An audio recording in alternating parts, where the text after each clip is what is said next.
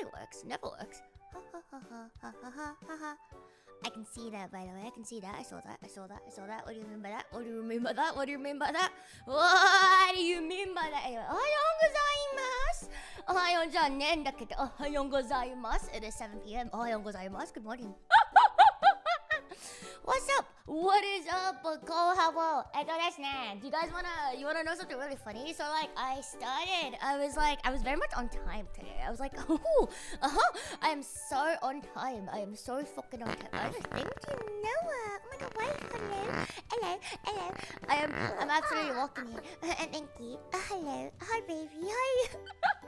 Always ask what's up and never what's okay, alright, fine, maybe.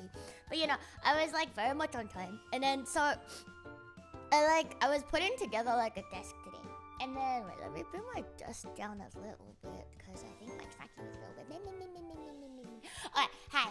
Okay, so I was like putting together a desk today. And then it's like too thick. Because it's too thick. The desk itself is too fucking thick. And so what can you do? What can one fucking do? Yeah, thank you, Mr. Birdieface. Yuck, an American. No! That is I now. I am American now. It's crazy. Not really though. And I think just by being in a place, you become the place. But you know, I don't know, man. You could never be social.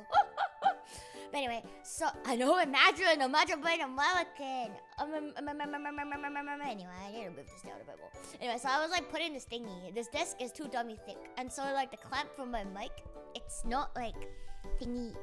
I'm quiet over here. I am. Oh, don't worry, I got you. Wait. Oh. Ah. Ah. What? Okay, that's better. I reckon that's good. I reckon that's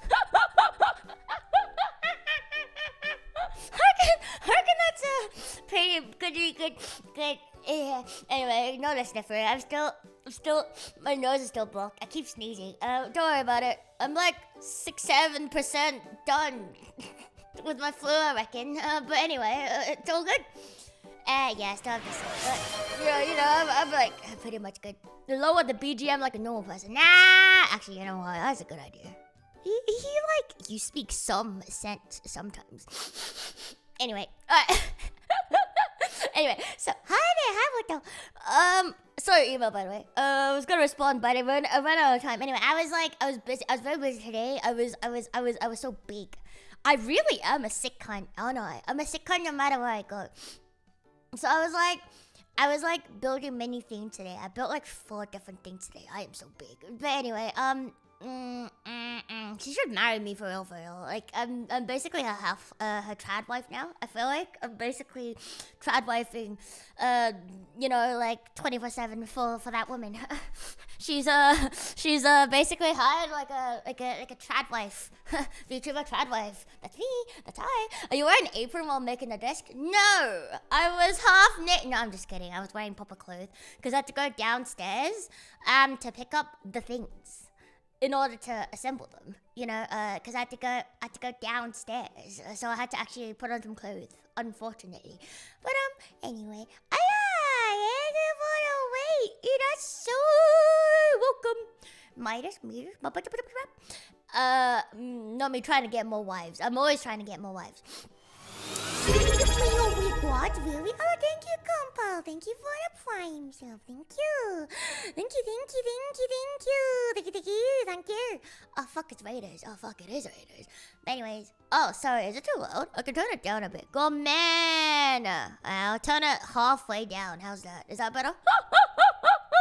You know, like, it's hard to tell because I'm still on my MacBook because I don't have my PC set up yet. So, like, everything is like a fucking mess. But anyways, back to my story. I was telling you a fucking story and you keep interrupting me. Goddamn, chat, stop. So, I assembled a desk. That's just too fucking fat. So the mic clamp that I have doesn't, like, go over it. But the good news is the back of the desk is very unfat. So I, like, put the clamp for, like, the mic stand at the back of the desk.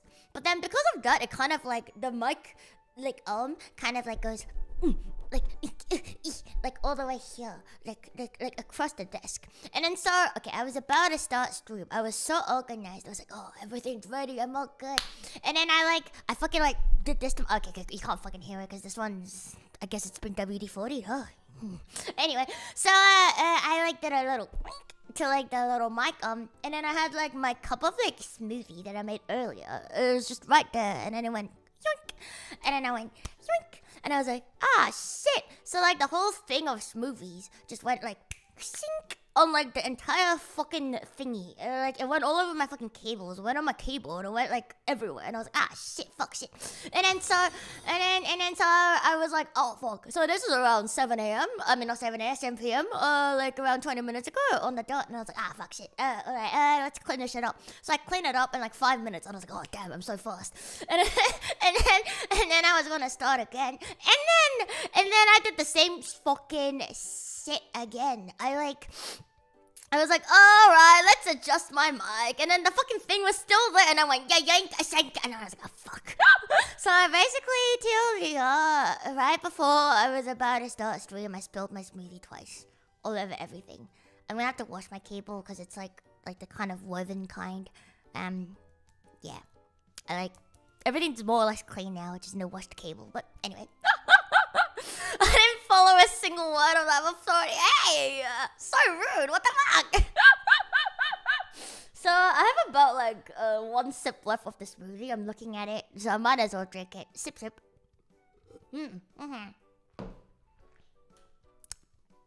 Okay, like there was like maybe like 6, 7. I need help. Anyway, hi. Next smoothie. Oh, thank you. I don't need a sippy. No, I don't need a sippy cup. It was just in like the blender cup itself because I could not be bothered. Hydrate for what? I'm not messy. It was an accident because I'm not used to my mic stand being there. Okay, my mic stand is always on my left. Okay, it's always been on my fucking left. Okay, it's like muscle memory. Okay, you can't do shit about muscle memory. No, yeah. Also, is that quiet enough for you guys? Do you want it down a bit more, or is it still out? The keyboard is fine. I mostly went under the keyboard, so I was very lucky. Like a tiny little bit got like on it, and I was like, oh yeah, all good. So I just unplugged that bitch, like give it a little tap, and then I gave it a little wipe, and it was all good. But anyway, in case you're wondering why my tracking is so weird, it's because my thing is set up really ungoodly right now. I would like take a photo for you guys, like in a bit, to be honest. It's so like I have like my like phone on like my MacBook, which is like anyway, it's a whole thing. Don't even worry about it. It's yeah, I need to assemble my I disappeared. I need to assemble my PC, but look, I was busy assembling other shit instead, like my table. Yippee! Bonjour. Ohayou gozaimasu. Annyeonghaseyo. No more ati. Yippee! The seagull tuber is back. I am not a seagull tuber. I am a Rito. Rito standing everything while she's there with her smoothies. Yep. I know I'm MacBook living, but you know, I'm so ready for my new PC. It's like so, it's so sexy. I can definitely build it. I like very much wish I had a power tool. I reckon I would have saved like a good hour today. I was fighting some screws. I got blisters on my hands now. My new wife better appreciate me because I have blisters building a bedside table and a desk for her, and she's keeping all of this. So, fuck you, wife. I guess she's letting me live here for free, so. And she bought like a knife block, and oh my god, I have to tell you, like I've never like assembled anything as difficult as that knife block. Like the screws just wouldn't go in. Oh, my hands, they hurt. But anyway, anyhow, you want to see how sexy this PC is? Oh, don't worry. I'll get a starting on her tomorrow. I reckon I'll get a starting on her tomorrow, and then you guys can see. Oh, she's beautiful. She's absolutely splendid. Oh. I can't wait to like get a start on that motherfucker. I just look at my 5080 and I'm like, whoa. My 5080, whoa. You know, I like lug that 5080 in like my little backpack. In like my little backpack because in order to get it like in order to get like a tax return from Australia, you need to have it as like a carry-on, and I only have a backpack, so I just had that shit in my backpack, and then they like asked to see it, like obviously they asked to see it when you do like tax return. I had to like get everything out, like just show them like a fucking whiff. It was so heavy, like God, my entire trip this time around has been like so hectic, cause my fucking God, like I was just maxing. I was carrying so much shit. Like, you know how like they give you like 7 kilos of like carry on, and sometimes like 10 kilos if you're like really lucky. I think I like went over by double that like very easily. Like they don't really check carry on, so I was like, you know, I'm just gonna bet that they're not gonna check, and they didn't, so it's all good. But like I also have to like, you know, like carry like 15 kilos in like a fucking backpack, and it was very heavy. And then I had like a little like tote bag as well, and it was very heavy. And I also had like a bear. He was just there, and he was quite large.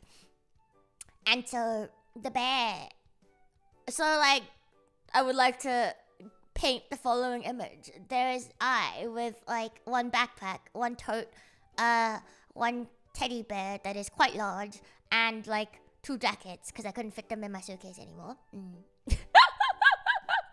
So yeah, I was getting jacked, bro. I was like getting a free workout like at like the airports, and I also had to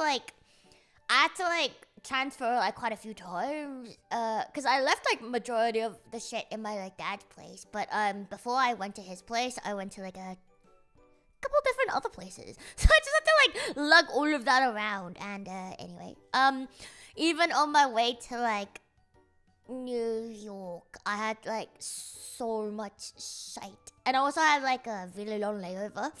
And then it was like, oh my God, I was just carrying so much shit. But at least I like, you know, could check in not check in, but like store my shit for like the very long layover. So I was able to like walk around a bit. But anyway, it was very, yeah.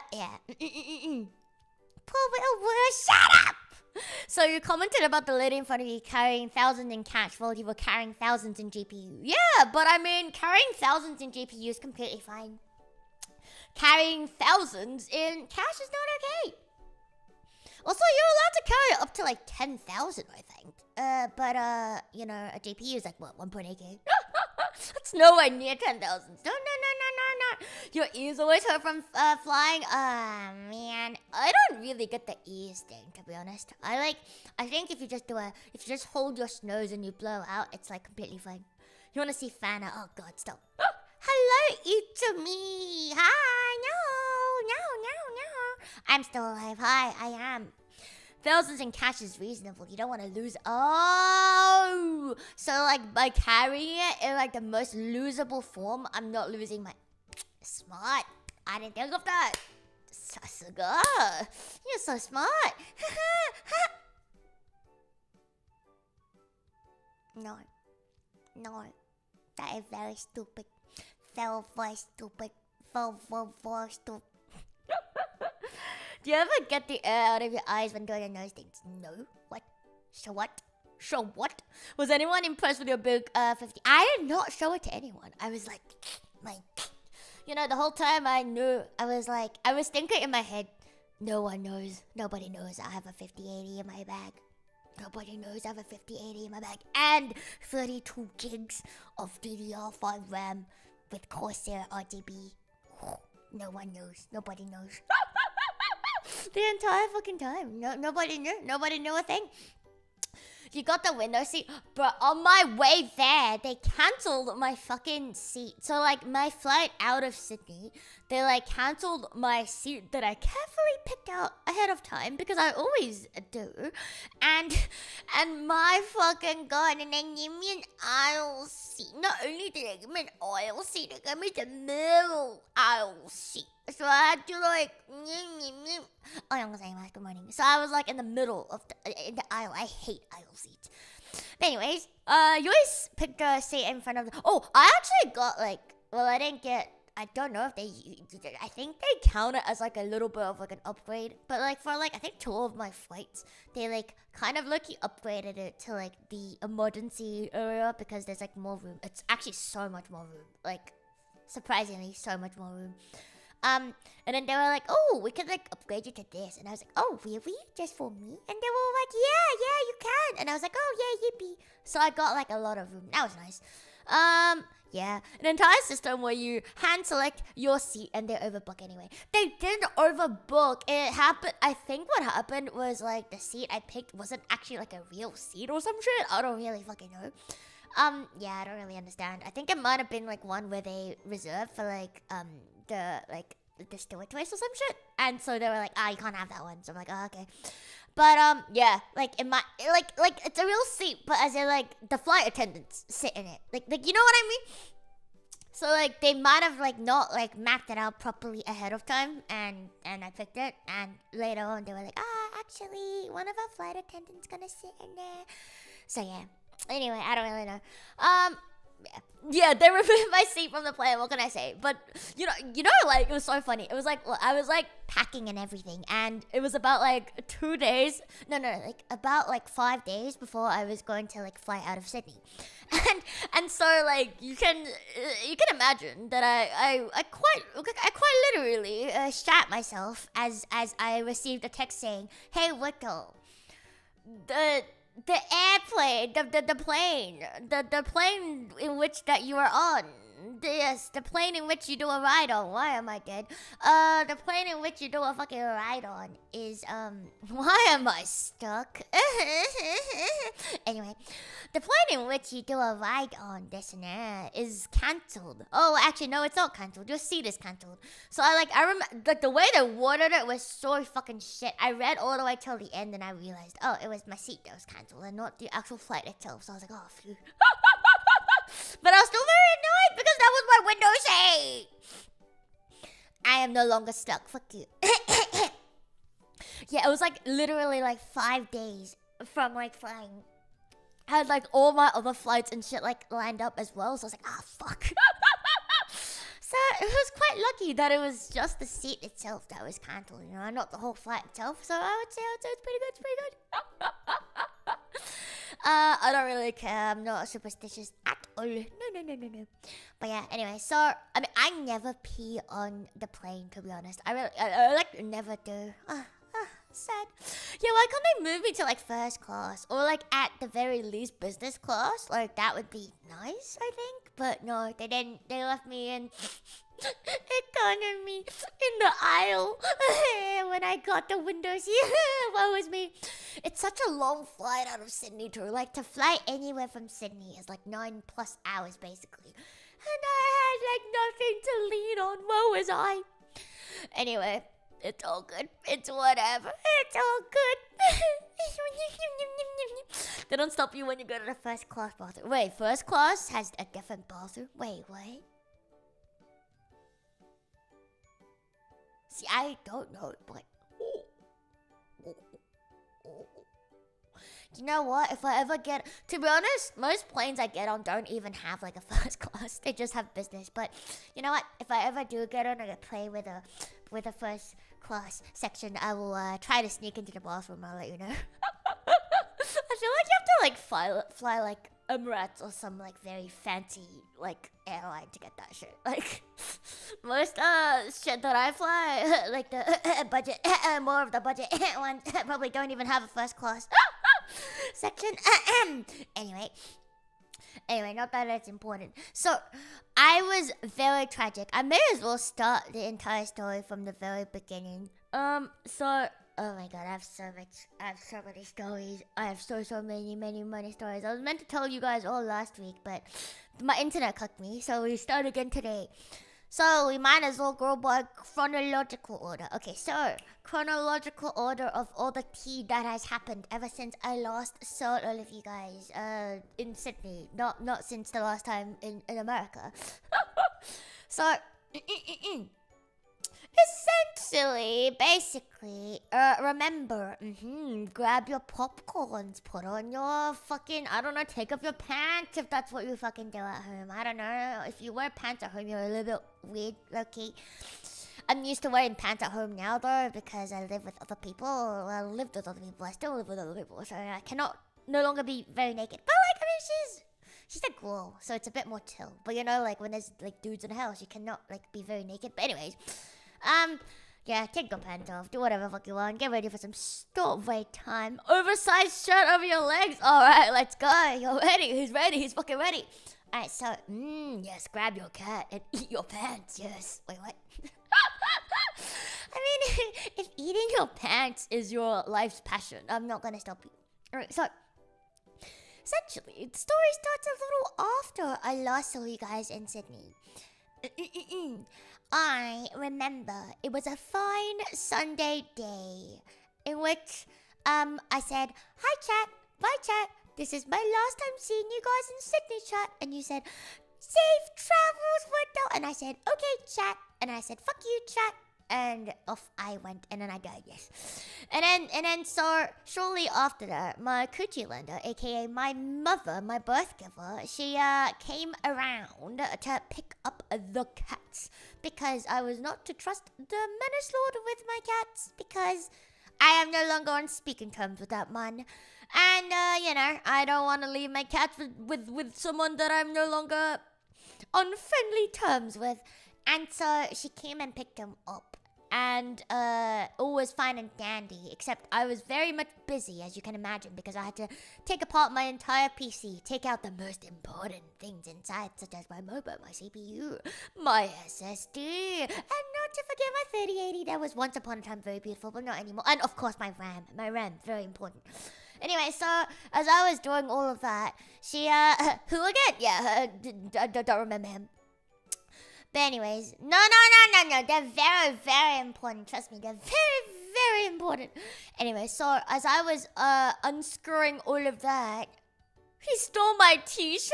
No way! It's so over. He did steal my t-shirt. My t-shirt, I will never be found. It's so over. Anyway, so she came and picked him up, but then she couldn't find like the entrance to the garage no matter what. And I was like, brother, just like go there. I took a screenshot of Google Maps. I circled the exact fucking dot where she had to fucking be. And I was like, just go there. And you'll see like a garage. And just ring my intercom and then I will hear it. And then you'll hear me and then I'll come pick you up. Because the elevators don't work, because that fucking apartment has issues.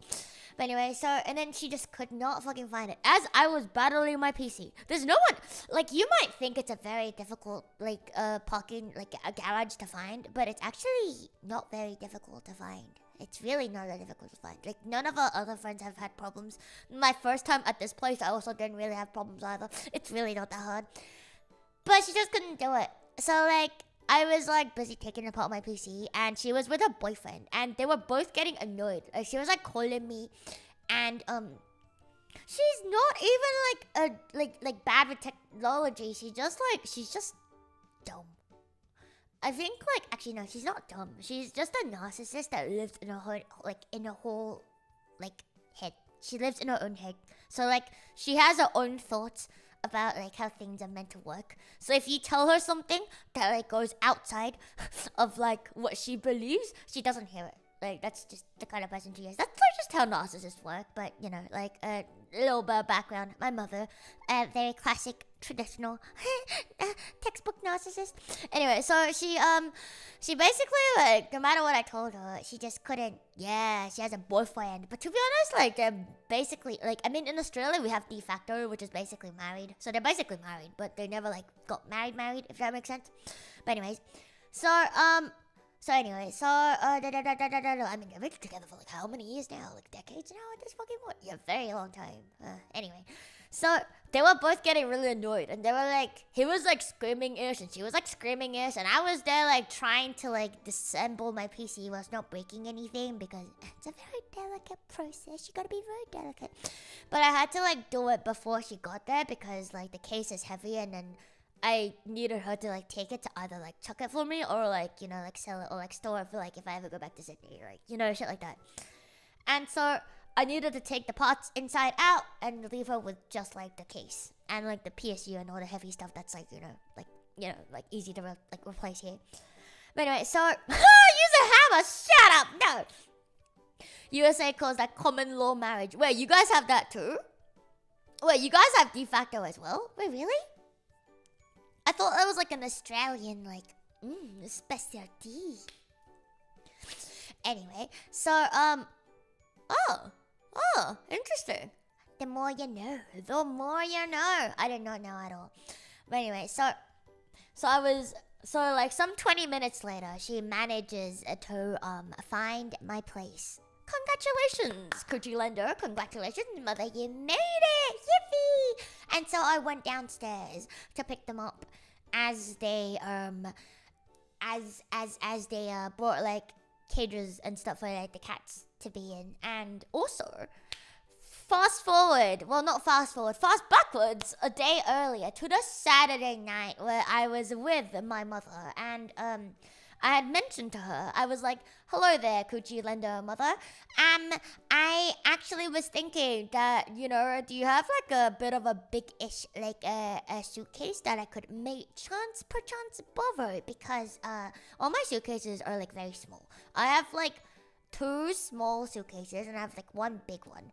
And the 2 small ones are like very small. They're like carry-on permittable, like the biggest like carry-on-able like suitcases. So they're not very big, and they're also like the hard suitcases, so that you can't even like stuff like shit in, like, you know what I mean. And then so I had like the ticket that I booked, like the plane that I booked was, I was very lucky that I got like instead of like the usual like 2x23Ks of like check-in luggage, they gave me like 3x23s. So I was like, okay. But one of my because my suitcases are like so tiny, they don't fit enough weight. Like even if I tried really hard and filled it with like all my heaviest shit, it's only like around 10Ks. So it's like, okay, all right. I really need like a bigger suitcase, and I was just gonna chuck one of my small ones. And so I was like to my mother, I was like, hi, do you by chance have one that I could like mayhaps steal? You know, if you have one that you're like, cause she like holds shit and like, you know, they have shit and whatever. And then so I was like, if you have one, I'll take it. If you don't, then, you know, it's no big deal. I'll just go buy one like the next day, because, you know, like it's a Sunday, I can just go into the city real quick, grab one, and like come back home, or like just find somewhere like close to home and just, you know, like there's many different ways of doing it. I was like, I don't need one that's like very amazing or like, wow. I just needed one that's like big enough and, you know, like fits all my shit. So I was like, you know, do you got one? And then so she's like, oh yeah, I have one. And then so yeah, she is to be honest, she doesn't hold that much shit. Her house is actually pretty clean. But anyway, so she brings out like the suitcase that's not that much bigger than the ones that I already have. And I was like, oh, this one's a bit small. It's basically the same size as like the ones I already have. So it's useless, right? Like, because it's the same size. And like, what's the point? So I was like, you know what? If that's all you got, don't worry. I'll just go buy one tomorrow. And then she's like, oh, no, wait. If you want like a suitcase, I got another one. And so she then brings out another big one, which is the same size as my other big one. So I was like, oh, okay, this is like perfect. It's like exact same size I was looking for. And so I was like to her, I was like, yeah, I guess like this is great, you know, like so like, do you use it? Like if you don't use it, I'll take it. And she's like, yeah, we use it. And I was like, bro, then why did you show it to me? Because if you guys use it, they're like you know, like I can't exactly like ship like a suitcase back to you. Like how the fuck are you gonna go back? And she was like, oh no, you can take it, and blah blah blah blah blah blah. And I was like, she was like, I can just buy another one. And then I was like, okay, if you insist. But then I was like in my head, I was like, maybe I don't even need it anyways, because I wasn't like fully done packing. So I was like, you know what, I'm gonna go home, finish packing, and let you know. And so I went home Saturday night, finished packing around like fucking 5 a.m. in the morning. Realized, you know what, I did need like a bit of a bigger one, because the weight and stuff was fine. Like I weighed all my shit. The weight was completely fine. But like I said, the suitcases were just too small. It just didn't fit. Like, just think about all the PC fucking parts I have, okay? Like, they take up a lot of space, okay? And then, anyway, so, especially because I have, like, bubble wrap, all that shit as well. And then, anyway, so I did, like, measure out exactly, like, the PC parts, but, you know, I could eyeball that shit. So, anyways, and my mother, very kawaii. I mean, she's actually, like, a very cute person, if I didn't know her personally. If I didn't have to deal with her, she's very whimsical. I'll keep it at that. But anyway, so, anyway. Anyway, so like 5 a.m.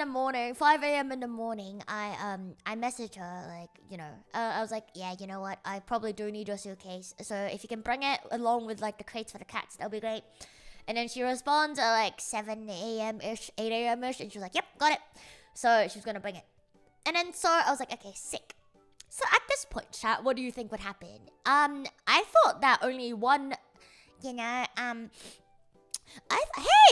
not a bad person to deal with. People who I deal with, I think, unless they don't and they're lying to me.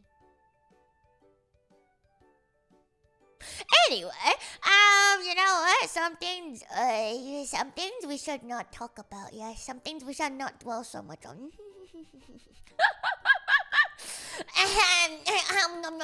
Anyway. Are you waiting soon? I wish I was. I wish I fucking was. Anywho, so so you would think like with the conversation I had with her the night before, going, hey, the other one is the small one. It's too small. The big one is perfect.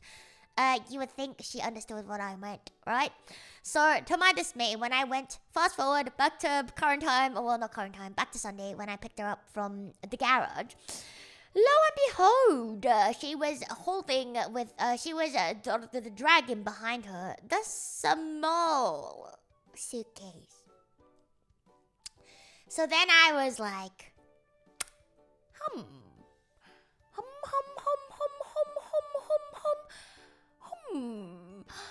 why in the world would you do that to me? Oh, my waifu's adventure is very good. Don't worry, we'll get there soon. We're going chronological order. Yes, the letter signs. Just shut up.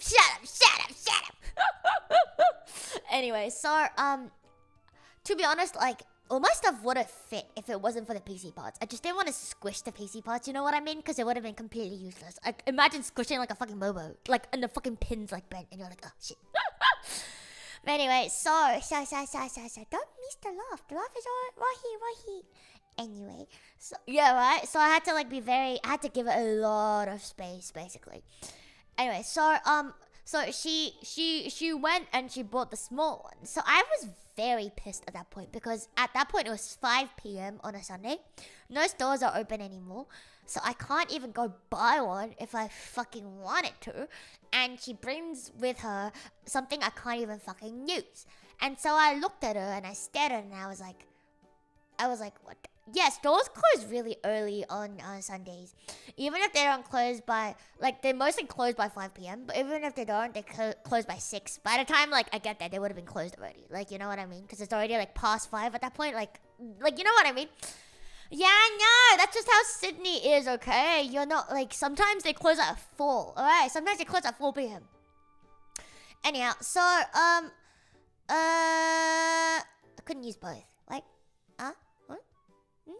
Don't worry, I'll get to it, okay?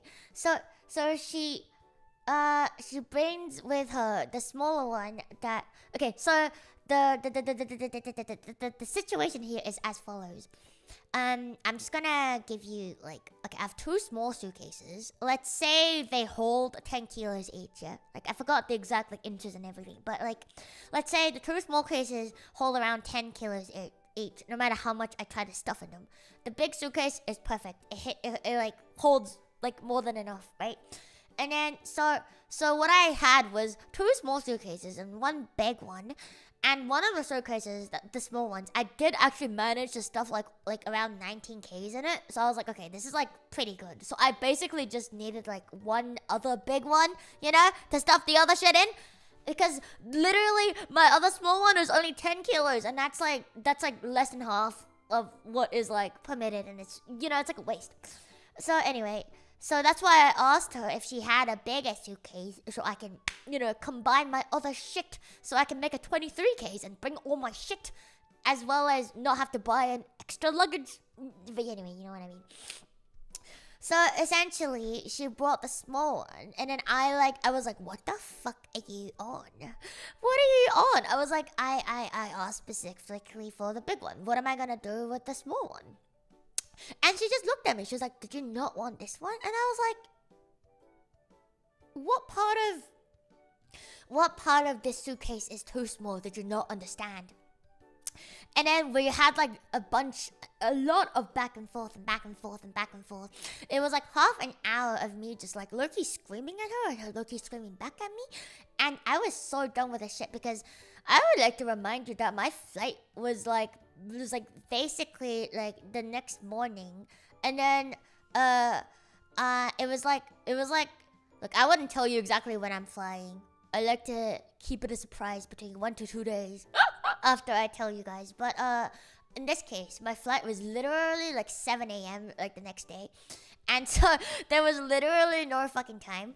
And you can imagine me being like, fuck me, dead, cause like I'm literally leaving the fucking country for like a very long time, and you do this shit to me. Anyway, and then so I was like squirming, and she was like squirming, and then she was basically like, how am I supposed to know that when you say it's too small, it means it's too small for your needs? And I was like, motherfucker, do you hear what? Like, she literally fucking basically said that sentence to me, and I was like, motherfucker, do you even like hear yourself? Like what do you like you literally said to yourself that I said it was too small. What does that even mean to you? I was like fucking fuming. I was like, what the fuck, man? And then cause like I said, it wouldn't have been a problem if she came a little bit earlier, and I would have just been like, you know what, whatever. I would just go and buy another one. The shops are closed at this fucking point. There's no way for me to go get another one. And this motherfucker, she didn't even like offer to drive back home to like pick up the other one and bring her back. Like, it's entirely possible. Like, you know what I mean? Like, sure, it's like fucking effort. We live like about in like maybe 40 minutes apart, like driving distance. So it's like 40 minutes either way. I get it. It's a long time, but it's like, you know, like it's kind of your fault. So like, obviously you need to like do something about it. And she doesn't even do that. So I'm just like, motherfucker, like, what do you want me to fucking do? Or like, there's many different ways you could have done it, you know? She could have like fucking Ubered it over. Like, there's like Uber deliveries nowadays. Like, you could have literally done like any of that, and she just didn't do any of it. So I was like, fucking shit, cunt. So I was like, okay, whatever. So by the end of it, I was just like, at this point, I was still unscoring parts of my PC. Very carefully, while screaming at her. And then, right? Like, I would have, if it's me, I would have brought both, and I would have let them pick, or like just given them both. Because like,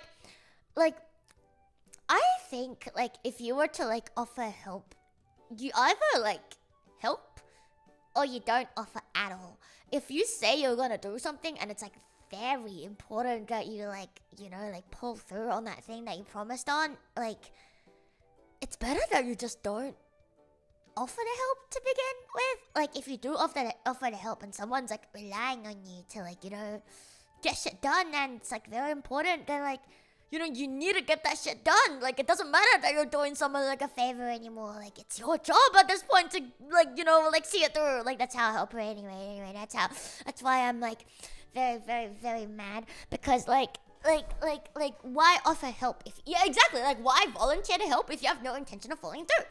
So I was like, okay, whatever. So she bought the small one, and then at the same time I was unscoring and unpacking my PC. I was like, okay, fine.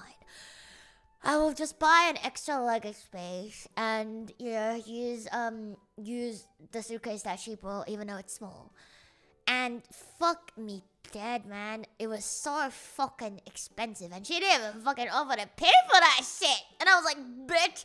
And I was so annoyed because like her suitcase and my other one, they like did not add up to 23 fucking kilos. So there was no fucking need for me to like fucking, you know, like fucking buy an extra luggage space. And I was so annoyed. Motherfucking bitch. And then also I had to, at this point, instead of carrying 3 suitcases, I had 4. And she, not only, the other thing was the suitcase she gave me was like the very old kind. Like, not the kind that, you know, you can push like standing upright. It has to be like, you know, like the very old ones where you have to like tilt to like pull. So like you can't maneuver like 4 motherfucking suitcases. It would be possible to maneuver 4 if they were all like the fucking like, you know, pushing kind. But like fuck me dead, man. Like she also had like the fucking like it was impossible. I'm telling you, it was impossible. And so here's where it comes to another part of the story where that fucking cucked me over. I was so cucked, man. I was so absolutely cuckolded. So, oh my god, I was so annoyed. Remember how I told you guys I had to like carry so much shit with me, like in my tote bag and in my backpack and stuff, because they couldn't fit in the fucking suitcase. There's a bunch of shit that I wanted to put in my check-in that it just couldn't physically fit. Like weight-wise, it was fine, but like they were just too bulky and anyway, you know what I mean. And then so I was like, fuck, it was so fucking like heavy. It was like, I'm telling you, I was carrying like 15 to like 20 Ks of like fucking shit, like, and it was annoying. It was annoying as shit. Like I said, my fucking 2 jackets, I could have like fucking put in my carry-on like no problem if it was big enough. It just wasn't big enough. Anyway, so anywho, so that happened. I was all fine and dandy, and then the next morning, I called an Uber to the airport. Good fucking thing. It was early in the morning. I thought, oh, I was wrong. Apparently, Monday morning is like fucking peak time. Or like, I was just very unlucky that like Monday mornings, well, that Monday morning or whatever fucking shit it was like peak. Daddy. Who? Moi? No. You. No, moi no. You. Luto. Thank you. No, you're aboard. How dare you? Fuck you. Anyway. Yeah. I didn't realize that 7 a.m. on a Monday morning was a very, very peak airport time. I really didn't know. So Sydney Airport, the way it works is normally there's like 2 layers. Normally upstairs is for departures and downstairs is for arrivals. Upstairs is great because they drop you off, and from the curb you go straight in to like, you know, like the counters and stuff, and there's like trolleys and shit like right there basically, so it's like very easy and it's all like a flat path. Arrivals, however, is a little bit more annoying. There's like roads to cross, there's not trolleys immediately next to you, and it's a very far way to go back up to the counters. So normally... Oh, really? Look, I never knew that Monday mornings were the busiest. Now I know. Now I'll never do that shit ever again. Thank you. Anyway, so, look, you know, like, why? I don't know. I always thought it would be like a Friday or some shit. You know, like, because people are like going on holiday or some shit. I don't know. I just never would have assumed like a Monday, a regular Monday. But anyway, okay, so... Hi. Okay, so anyway, so, it was so... I was already running kind of late. I pulled an all-nighter because I was, So, that suitcase cucked me so hard, man. If it was just a regular sized, like a bigger one, I would have been able to pack everything in like half an hour. Because I was already done packing like by Sunday morning. It was just my PC and stuff. But because she gave me a small one, I had to like rearrange everything and show everything, like, you know what I mean? And there was a bunch of more shit that I had to like chuck away. It was really annoying. But I was up all night packing, so I didn't get any sleep at all on Sunday night. And I was also like chucking away a bunch of my shit, so I didn't leave like rubbish behind for like my roommate who's gonna like move into my room.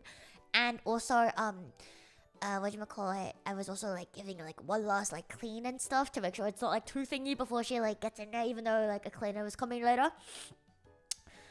But anyway, so I was doing all of that, and then so I was already running late. Like, what was it? My flight was like 7 a.m, right? And so normally you want to be there like 2 to 3 hours beforehand. I was basically 2 hours on the dot. So it was like very like tight for time already. And I also had a bunch of things I still wanted to like claim the tax refund on. And I was told that, like, at peak hours, you have to wait a very long time at the tax returns. I was like, oh, fuck, oh, shit, fuck. And then, because it's so busy at the airport, so the airport actually, like, they blockaded, like, the roads off to the arrivals place. So my Uber driver could not, like, drive to the arrivals. Departures. So he dropped me off at the arrivals place. So there was just me with 4 motherfucking suitcases. There was no trolley anywhere near me. And I had like a fucking heavy ass tote with shit that's like literally overflowing. A fucking bear, 2 jackets, and a backpack, and 4 fucking suitcases. One of them doesn't even like push that way, so I can't, you know, like that's what I mean. Like if she gave me one that like pushes properly, it would have been fine because I could have just pushed them all in a bundle.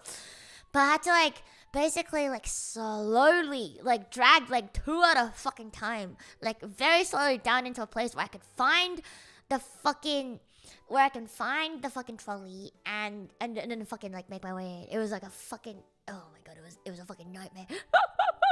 That one's on the drive, and no, it's not, because like the fucking airport actually closed the roads. Like the airport does that. They close the thing to like the departure gate sometimes if it gets too like congested, and they like allow some people through. So it's not really the driver's fault, it's just how the airport is.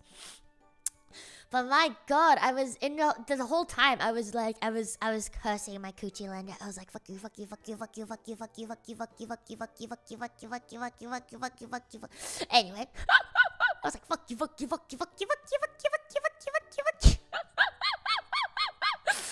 It's okay. Like at the time it's very annoying, but like honestly shit like this that like you look back and it's honestly kind of funny, so I don't mind. But at the time though it was very annoying. But looking back I'm like, ooh, that's tea. Also like the entire time it was happening I was like, ooh, chat, ooh, my chat, ooh. Just wait till my chat hears about this. See, sometimes all you gotta do is turn everything into content, and then you can justify everything terrible that ever happens in your life. It's all good. It's all good. It's just content. It's just showbiz, baby. Parasocial, your ass. Parasocial, your ass. No. As I sip the smoothie that cooked me twice today. Ah, yes.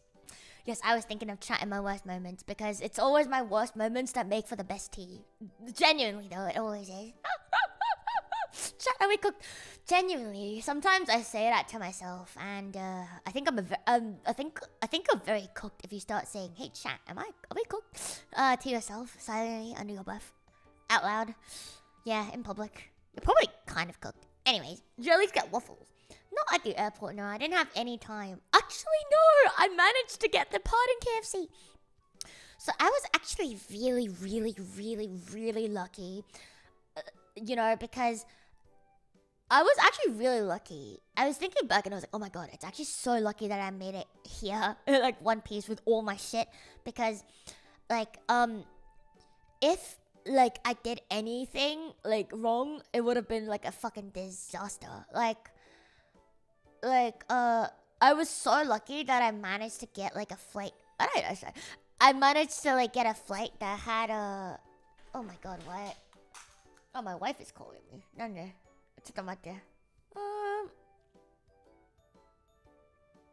Oh, never mind. She needs me to open the door because she forgot the keys. Burp. BRB.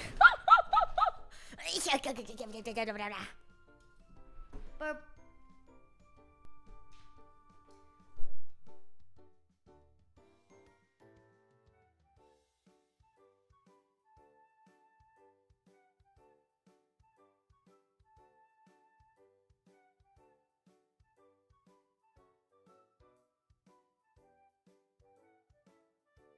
She has been rescued. Hi. No, thank you. Alright, anyway. I have rescued her. She has been rescued. Okay. Anyway. I'm bowling with co-workers or some shit. I don't even know. Anyway, not important. Alright, back to my story. So I was thinking that it was the matching chair for that smoothie, the smoothie and the chair that both cocked me. a 2-for-1 deal, 2-for-1 combo deal. A smoothie and a chair. They're both cooking. Not my wife. Not my wife though. My wife would never.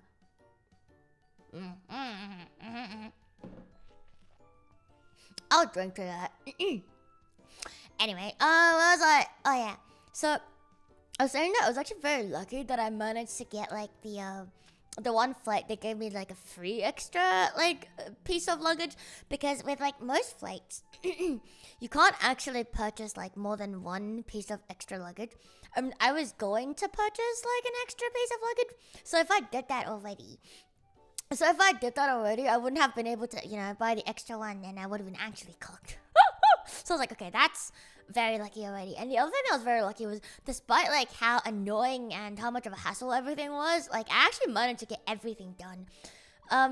Yeah, I managed to like clean the place. I managed to like pack all my shit. I managed to fit everything I needed. I managed to send everything off. I managed to get my tax refund.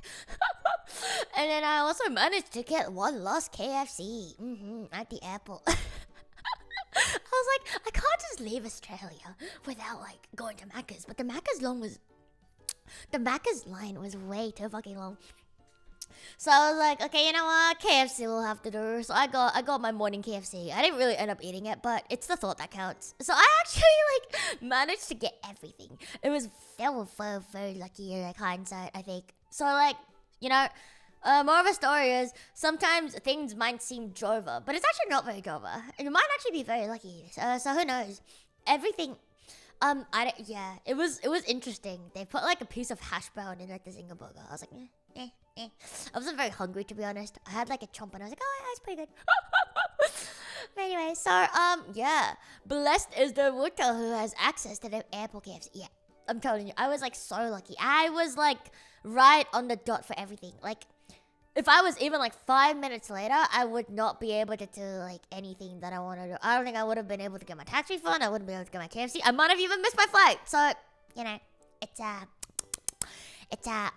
not very good. So it's actually very, very, very lucky that that it worked out the way it did. So, yippee! Sometimes it just is what it is. It is what it is.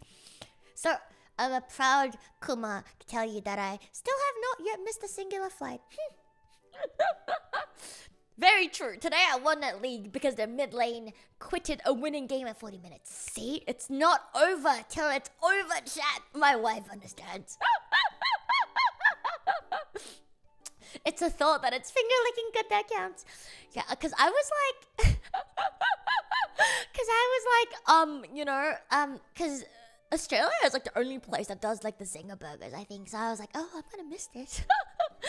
To be honest, I really wanted airport Macca's because like Sydney Airport, like the international like place, we have like a really cool, like you can Google this if you want, but we have like a very cool like thing.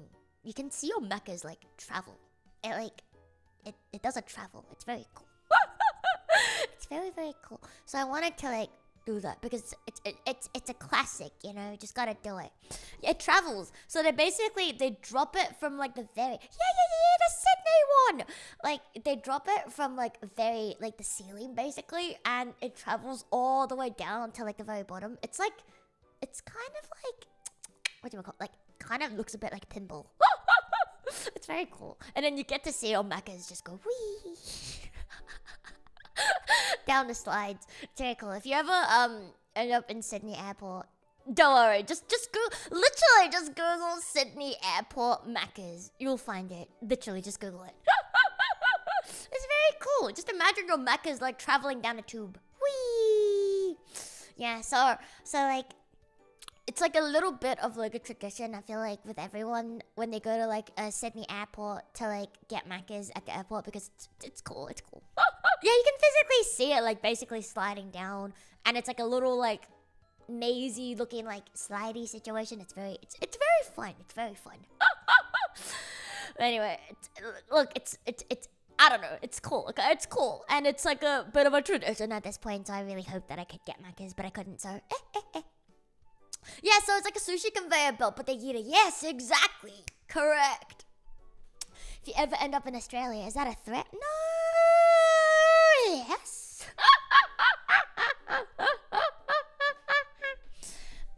Love those things. I know, it's so good. Kopasa's in Japan, you pick your stuff up. Wait, what? I gotta go there. I've never been there. I gotta go there when I'm in Japan now. Yippee! Yippee!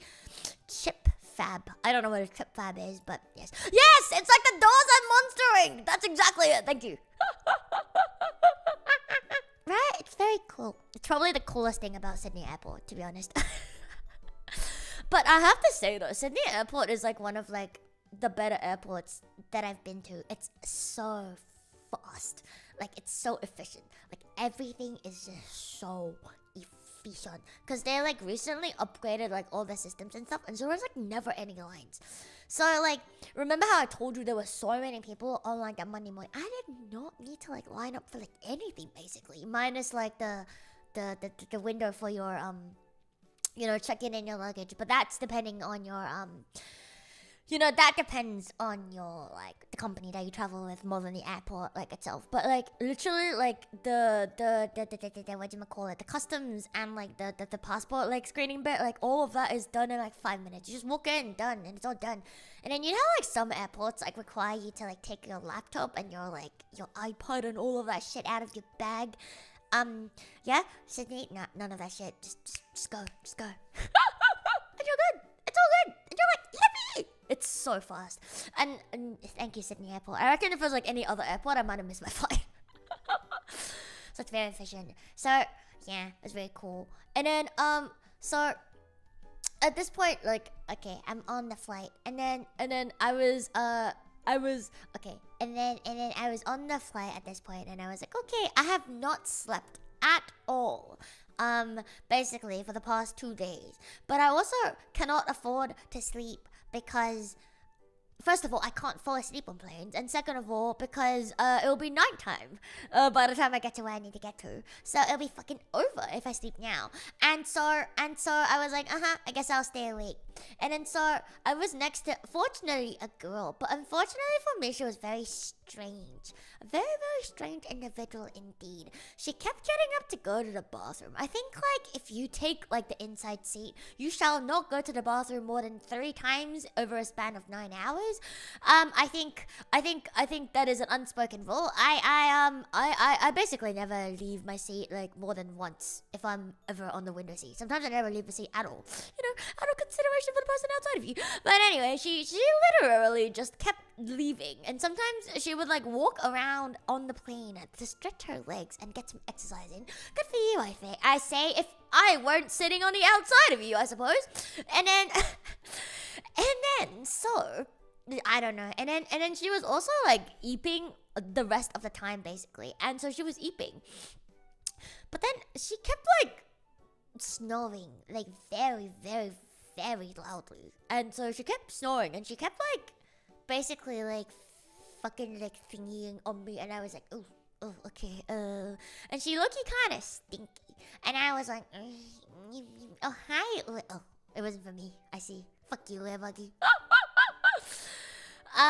Yeah, it was loud enough through my earphones, because like, you know, like snoring isn't just the sound, it's like the vibrations as well, so I could like feel the, because obviously she sits next to me, so I could feel like my seat's vibrating, and I was like, oh, okay. And she was like kind of stinky. And then when her mouth was like open and she breathed out, and it was like, whew, and it was like, ew, that's stinky.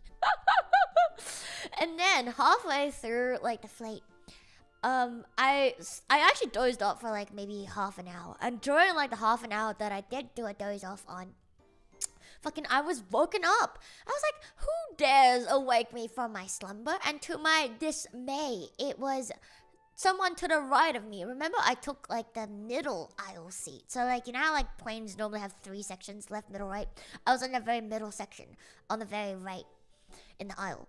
And so the fucking motherfuckers to my right in like the window seats basically were like tapping on my shoulder, and they're like, hey, and I was like, fuck you what? And then they were like, your alarm is going off. And I was like, huh? Because I had my headphones on. If my alarm was going off, I would hear it. And then I was like, oh, fuck you on. But I was like basically half asleep, so I was like, oh, okay. So I like looked for everything. I was like, what? Huh? No, I got no fucking alarms on. Nothing. What? And then so I was like, oh, it wasn't me. But then because they woke me up, it was starting to annoy me as well. I was like, oh, I hear it now. I hear the alarm. So I was like trying to find where it's coming from, and so like literally half an hour later, that woman, at that point she was watching a movie. But then I didn't think her thing was going off, right? Because like who the fuck wouldn't notice that their alarm is going off? Like you know what I mean? Like in this day and age, like what? Anyway, so she was awake as well, so I was like, surely she would have checked, right? So I didn't think it was her. So I was like, oh, maybe it's like someone in front of me or like someone behind me. And so half an hour later, motherfucker takes off her like fucking headphones and she's like, oh, my alarm's going off. Pulls the fucking phone out of like, you know, like the back seat pocket of like the planes.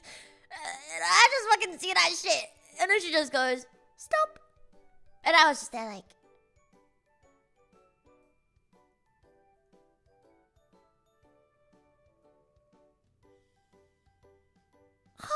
half a fucking hour, and you don't fucking know, and you're not even asleep. And like, look, I was asleep for like about like half an hour. Like I dozed off like half an hour, so I could have been going for like longer than that, like maybe like about a whole hour. Oh my god, what the fuck is she doing? Yeah, she was just helping to keep me awake. That's nice of her. It's very, very, very nice of her. But yeah, and then like, my god, she was like very strange. Like the way she eats, I've never seen anyone eat the way she eats. Like normally when I see airplane food, if I'm hungry, if I'm peckish, I will like pick at it. So I'm not peckish anymore because it's normally very ass. But like I've never seen anyone like wolf down like the airplane, like you know, like their plane meals. And that woman, she ate like she's never eaten in her entire life. She like, because she's on the inside of me, right? So when the flight attendant asks, would you like chicken or would you like beef? I swear to God, why is it always chicken and beef? Would you like some chicken or would you like some beef? And then so she's like, I want this. And then she got the thing. And then she like fucking snatches her like a fucking goblin. And like fucking, you know how like airplane food comes covered in like foil? She like fucking rips the foil off and just goes fucking hammer that shit. I was like, oh fuck, I've never seen anyone eat like that. In my life. It was actually kind of insane. It was actually kind of fucking insane. I was like, oh. I was like, are you starving before this? Like, are you okay? Like, you don't look starved to me, but like, are you okay? Did it starve you at home? Like, did you not have enough to eat? But anyways, ohayou gozaimasu. Yeah, she's just a little bit insane. Well, you've never had plane food. I guess you've never flown far enough for them to give you food. If you ever fly internationally, you always get food, basically. Yeah, they are the ideal antisocial person. She was very strange. And like, the few times she talked to me, she also talked a bit weird. She was like, hey, oh, can I like go? And she also didn't speak like very good English, so I had to like kind of half guess what she's saying. But yeah, it was an interesting. She was an interesting person to sit next to, nonetheless. And then so after that flight, so remember how like I went to like a few different places. So when I arrived at my destination, I only had like about 6-ish hours at my place before I had to like board another flight. And so I loitered around. It was nice, but remember I was carrying like basically 15 to 20 kilos of shite. But at least I had trolleys, thank fuck. Still very annoying though. And so that was fun. And then on my other flight, I was lucky enough to get a window seat that I chose myself. But again, I sat next to like the weirdest motherfucker. He was like low-key built the same as that girl. Like he was also very, very, very stinky. And he also ate like he's never eaten before. I don't know what's up with these people who's eaten like they've never eaten before. Because this flight was actually a domestic flight. And so they don't give you like proper food. But they gave us like basically a bread roll and like some yogurt. And like, my god, like, he literally shoved the entire bread roll. Like, he like deep-throated that fucking bread roll in like one fucking, it just went, and I was just there like, like I was there, like so like the following picture I would like you to paint in your head. So I was in the window seat. He was in the middle. There's another old man sitting next to him. I'm guessing they're strangers too. But I'm like, I think planes are very dirty. So you know how they give you like the hand towels and stuff? So when they give me hand towels, I always like wipe everything down. So I was wiping everything down. And then I was like very slowly like peeling away the wrapper of the bread. I wasn't even that hungry to be honest. But I wanted to give it a little chomp. Because I was curious. Because you gotta try everything at least once, you know? Yeah, they give you hand towels. And then so as I was literally like fucking wiping my hands, the man next to me had already ripped away the wrapper of the bread and fucking deep-throated the entire fucking thing. It's not that small, by the way. It probably is like the length of my entire palm, like from like my middle finger to like the bottom of like my palm. So it's like decent. It's like decently big, okay? And it just like fucking deep-throated this entire fucking thing. As I was just leisurely wiping my hands and the surfaces that I was touching, and I was just there like, as he goes, and I was like, okay, all right, very cool. Yeah, he was eating. He just downed the entire bread in one thing, and then so they gave us like a little yogurt milk drink thing, and he like slurped the thing so loud as well. It was like. I was like, brother, there's like nothing left in there, and he still was like, I was like, okay, I guess he's also very fucking hungry. I'm telling you, this is very strange. I've never sat next to like people like this, like ever in my life. It's very interesting. Yeah, I understand private jets very much, but also like if I were in a private jet, how will I get my stories? So I don't understand private jets because then you can't get your stories.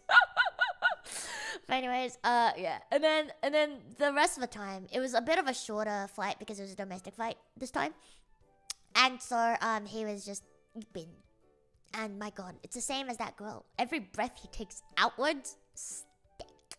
It was so stinky. So remember how I had the bear? So on the flight before and this current flight, I just had my fucking face in the bear. I had to use him as a filter. Otherwise, I could not breathe because it was so stinky. I had to like tilt my face like all the way towards like the fucking window, and I had to. So thank you, bear. Thank you, my dude. Without you, I would have suffered from air pollution. I would have died from air pollutants.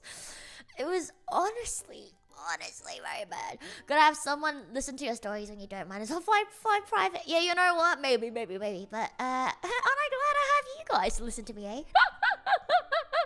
You've gotten yourself banned from flying. Yeah, you know, like honestly, like bad breath is just one thing that I really cannot deal with. That and any sort of like stink. Like, it's okay if you're a little bit stinky, but if you're like very stinky, I'm very like, it's something that I'm very like about. Like, I remember like back in the days, my friends. Oh, why would you say that to me? I've never sniffed it, but I can imagine. Even I know, don't breathe on me, but. He wasn't even like breathing on me. He was just breathing into like the seat in front of him because he was like sleeping with his like head on like the seat in front of him. He was just that stinky. They were just both that stinky. It was someone who takes their socks off. Oh no, we don't do that. Don't ever take your socks off. See, I'm completely fine with you taking your shoes off on the plane. I think that's completely fine. I don't know so. But. In my opinion, you should always bring with you some sort of slippers or some extra socks. Like, I always bring, like, the extra, like, basically, like, slipper socks. Yeah, shoes is fine, but never take your socks off. Please never take that shit off on the plane. Don't ever fucking do it. But, I'm completely fine if you take your shoes off. I feel like everyone more or less does that anyway. Only take the socks partly off just to show a bit of heel. Oh, and then your heel is, like, the most grotesque thing you've ever seen, and then can you imagine? Oh, heel so thick and dry you can shave it like Parmesan. Parmigiano Reggiano. Yeah. Oh, hi there. Hi. people's socks still smell. Oh, sorry. My bad. MB. Spaghetti bolognese. Spaghetti bolognese is very good. For dinner tonight, I had girl dinner. Just to help you eat a little bit better. I ate the remaining chicken and waffles. By the remaining, there's still a whole fucking chicken breast left that I dare not tackle. Fuck me dead. A whole chicken breast. Oh my god, it's so huge. Ate the remaining of that, and I had some soup. The soup is still there. I didn't manage to finish on time. I hope that helps. Just, whoa, girl, save it for the OnlyFans. I saw that, Janae. One American meal is 3 meals for the... Oh my god, you don't understand. Not every American meal. Like, most meals I've had are, like, very normal size. But my god, the diners, American diners are built different, man. I think one American diner meal is probably... It's probably enough to last me... Probably, yeah, 4 meals. I reckon it can at least last me 4 meals. I reckon. On my way to Japan, I was in the middle aisle, and the really cute Japanese girl next to me slapped on my shoulder. Oh? Are you the cock or am I the cock? Am I being cocked by my own cock?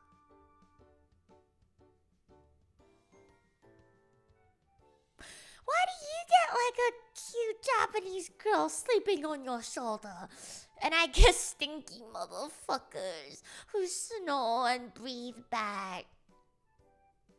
Why do I get cocked by my cook?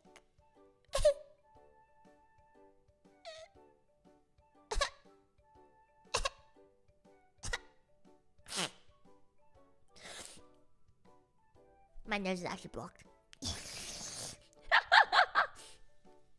She accidentally laid her... I don't care. That's love. You should have asked for her number. Should have been like, hey girl, this is fate. Give me your number. Shwink. You didn't do that because you're a cuck. I would have gotten her number and into her pants. Anyway. The only thing you can rely on America for. 2 portions too big for normal humans. And, okay, let's not go there. Imagine being cucked thousands of kilometers away. I'm always being cucked. It's over. But, it's not, my cuck, my pet cuck is not that far away from me now, are you? I would have said something, but I was pretty sure she was talking to her boyfriend before the flight took off. Even better! Now you can cuck a boyfriend! Opportunity wasted. Wasted opportunities. Why would you let such a golden opportunity go past you? Come on. Hello. My break was fantastic. It was very good. I was meant to be back way earlier. I was meant to be back like regular programming by Sunday, but unfortunately I fell sick to New York. There's too many people in New York, and I think I caught like the flu or something. Still recovering, but at least I can talk now, so that's great. So which is why I'm back. If I sneezed so much randomly during the day today, so I apologize if I do that. And if I need to like sniffle my schnozzes. Because it's very fucking blocked. But anyways, you gotta be the pilot. True. I would love to be the pilot, you know. I wouldn't mind flying a plane. That seems kind of fun. Oh, yes. I experienced the subways. I experienced Times Square. A mistake, really. Nobody should ever in their right mind experience Times Square lest they have a death wish, I reckon. Especially...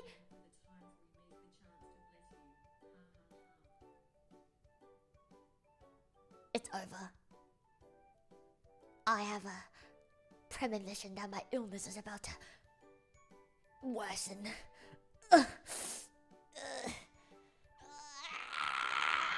Yeah, I don't know why TTS got so quiet. It like kind of stopped working, low-key. Yeah, I don't know. MacBook things. Don't worry about it.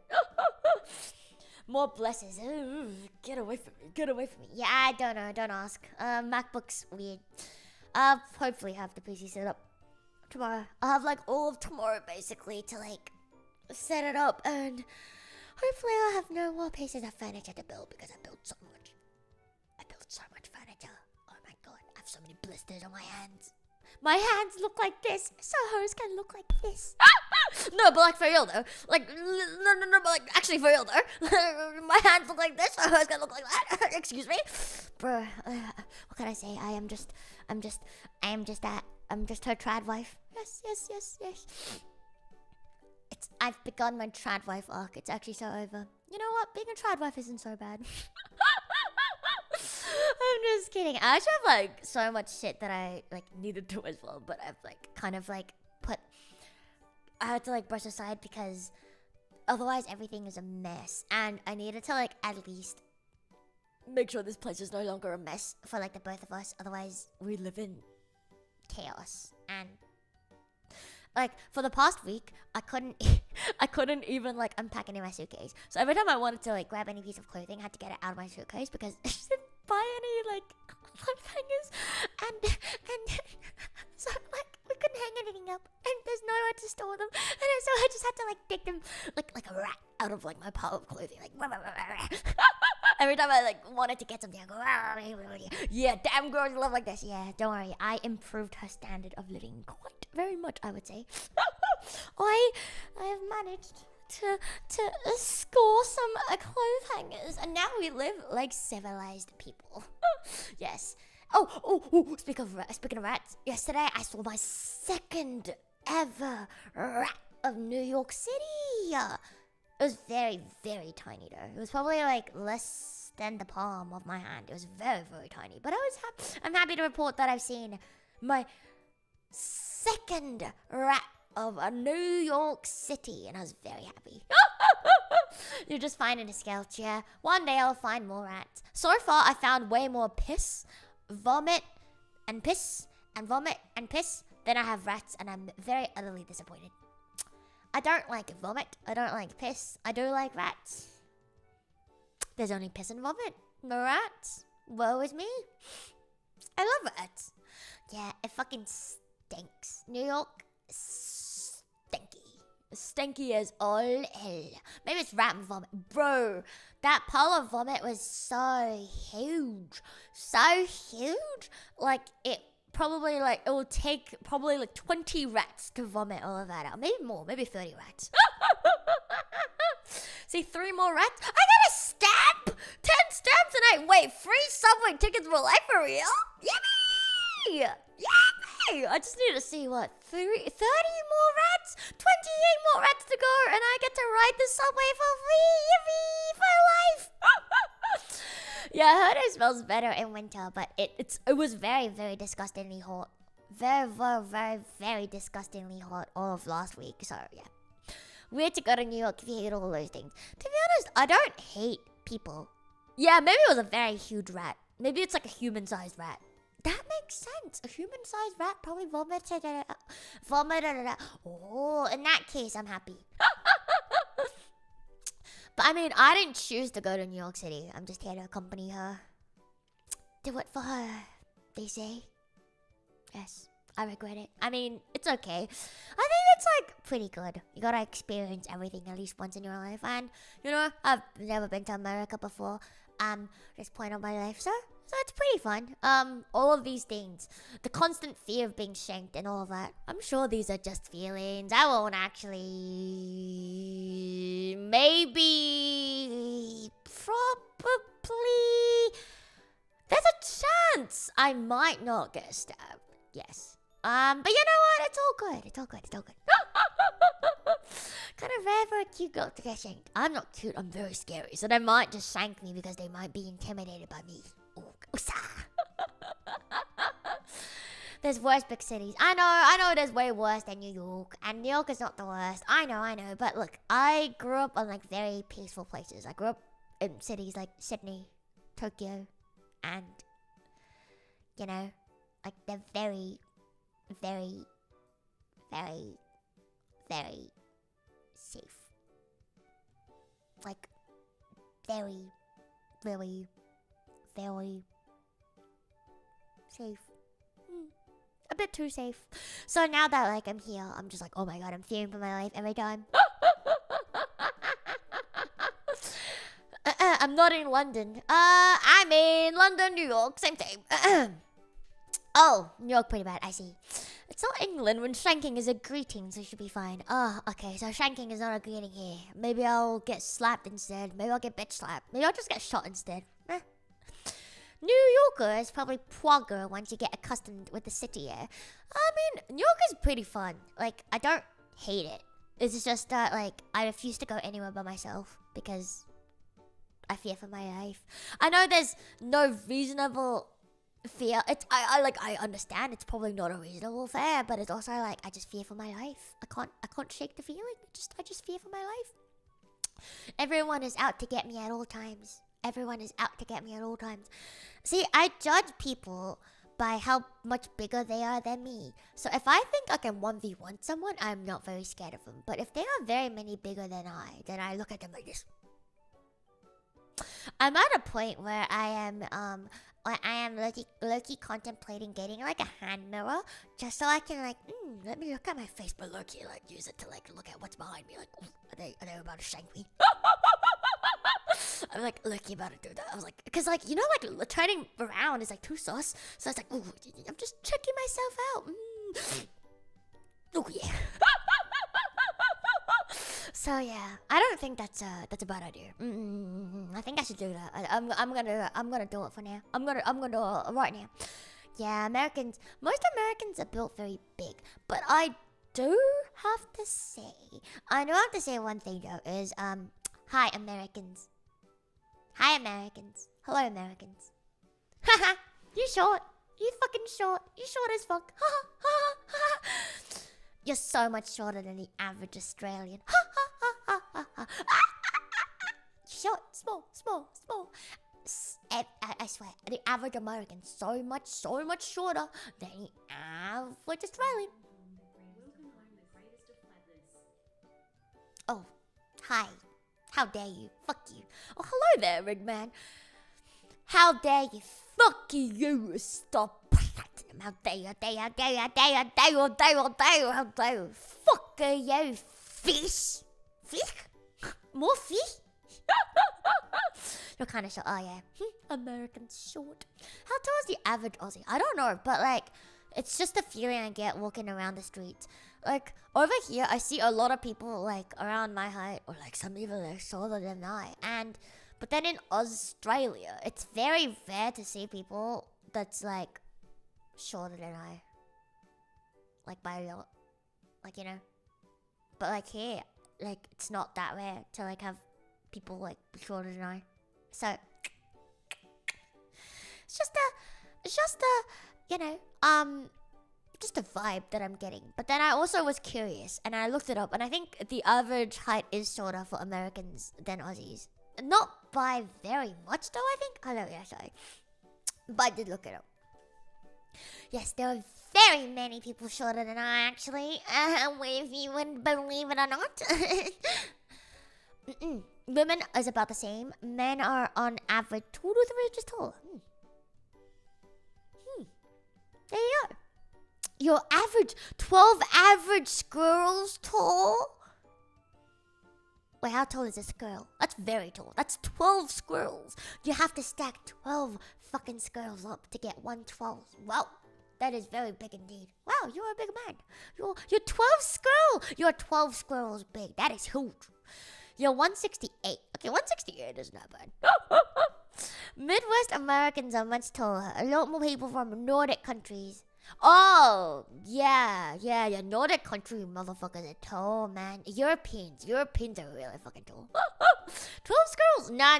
Don't talk shit about 12 squirrels. 12 squirrels is a lot of squirrels. It's more than one squirrel. And that's a lot. 4'9". 4'9". 4'9". Yeah. I don't speak in feet. My feet don't speak to me. They just smell. Sorry. Anyway. Such a fucking dumbass joke. Anyway, Alright, guy, I got out of you bring up America being shorter than average Aussies that you're still smaller than. Hey, bitch! No, bitch, no. Am I? No, I'm not. Am I? Oh, shit, I think How dare you? How dare you? You're barely chest high. Yeah, I don't speak in feet. Sorry. I speak English. Ah, thank you for laughing at my dumbass fucking jokes. How many squirrels is that? I don't know. I've never held a squirrel.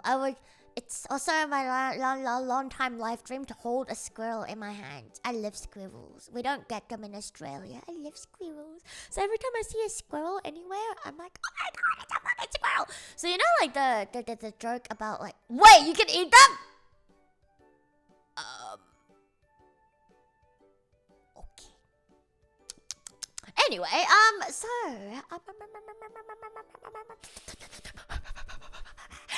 Anyway.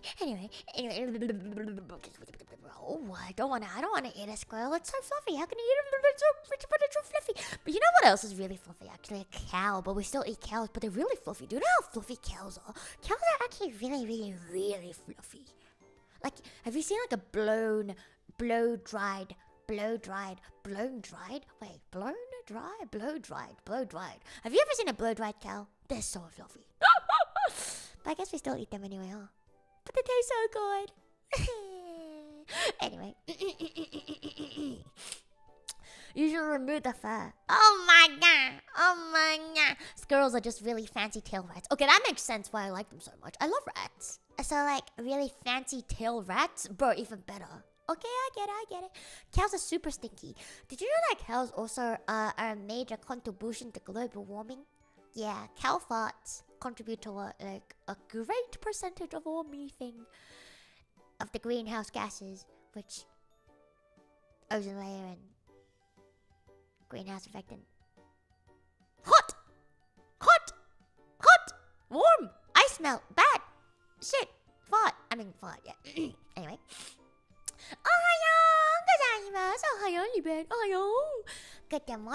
Good morning. Your town has a cow farm. Oh my god, really? For real? To be honest, I've never really stood next to a lot of cows. I've stood maybe next to 1 or 2 cows at any given time, and they're not that stinky if there's only 1 or 2. The more steak you eat, the more you reduce global warming. Yes! And you know what? I'm gonna say yes, because I like steak. Why argue otherwise when you can argue what is of the most benefit to you? I love debating. Anyway, wait, you can hear cows in your bedroom? Well, that's kind of cool. I love cows. Even if they're stinky, I love cows. Anyway, I think like animal stink is different from human stink. I don't know why, but like human stink is so much worse than animal stink. Like I can deal with cat and dog piss so much better than I can deal with human piss. I don't know why. Like, even in New York, when I smell dog piss, and I'm like, oh, that's a good boy. A good boy did a little puddle of piss here. But then when I smell human piss, I'm like, So, I don't know. I think objectively, cat piss is so much worse than like human piss. But it's just not as gross to me. I don't know why. But anyways, I do like stinky animals. My cat, I miss my cat.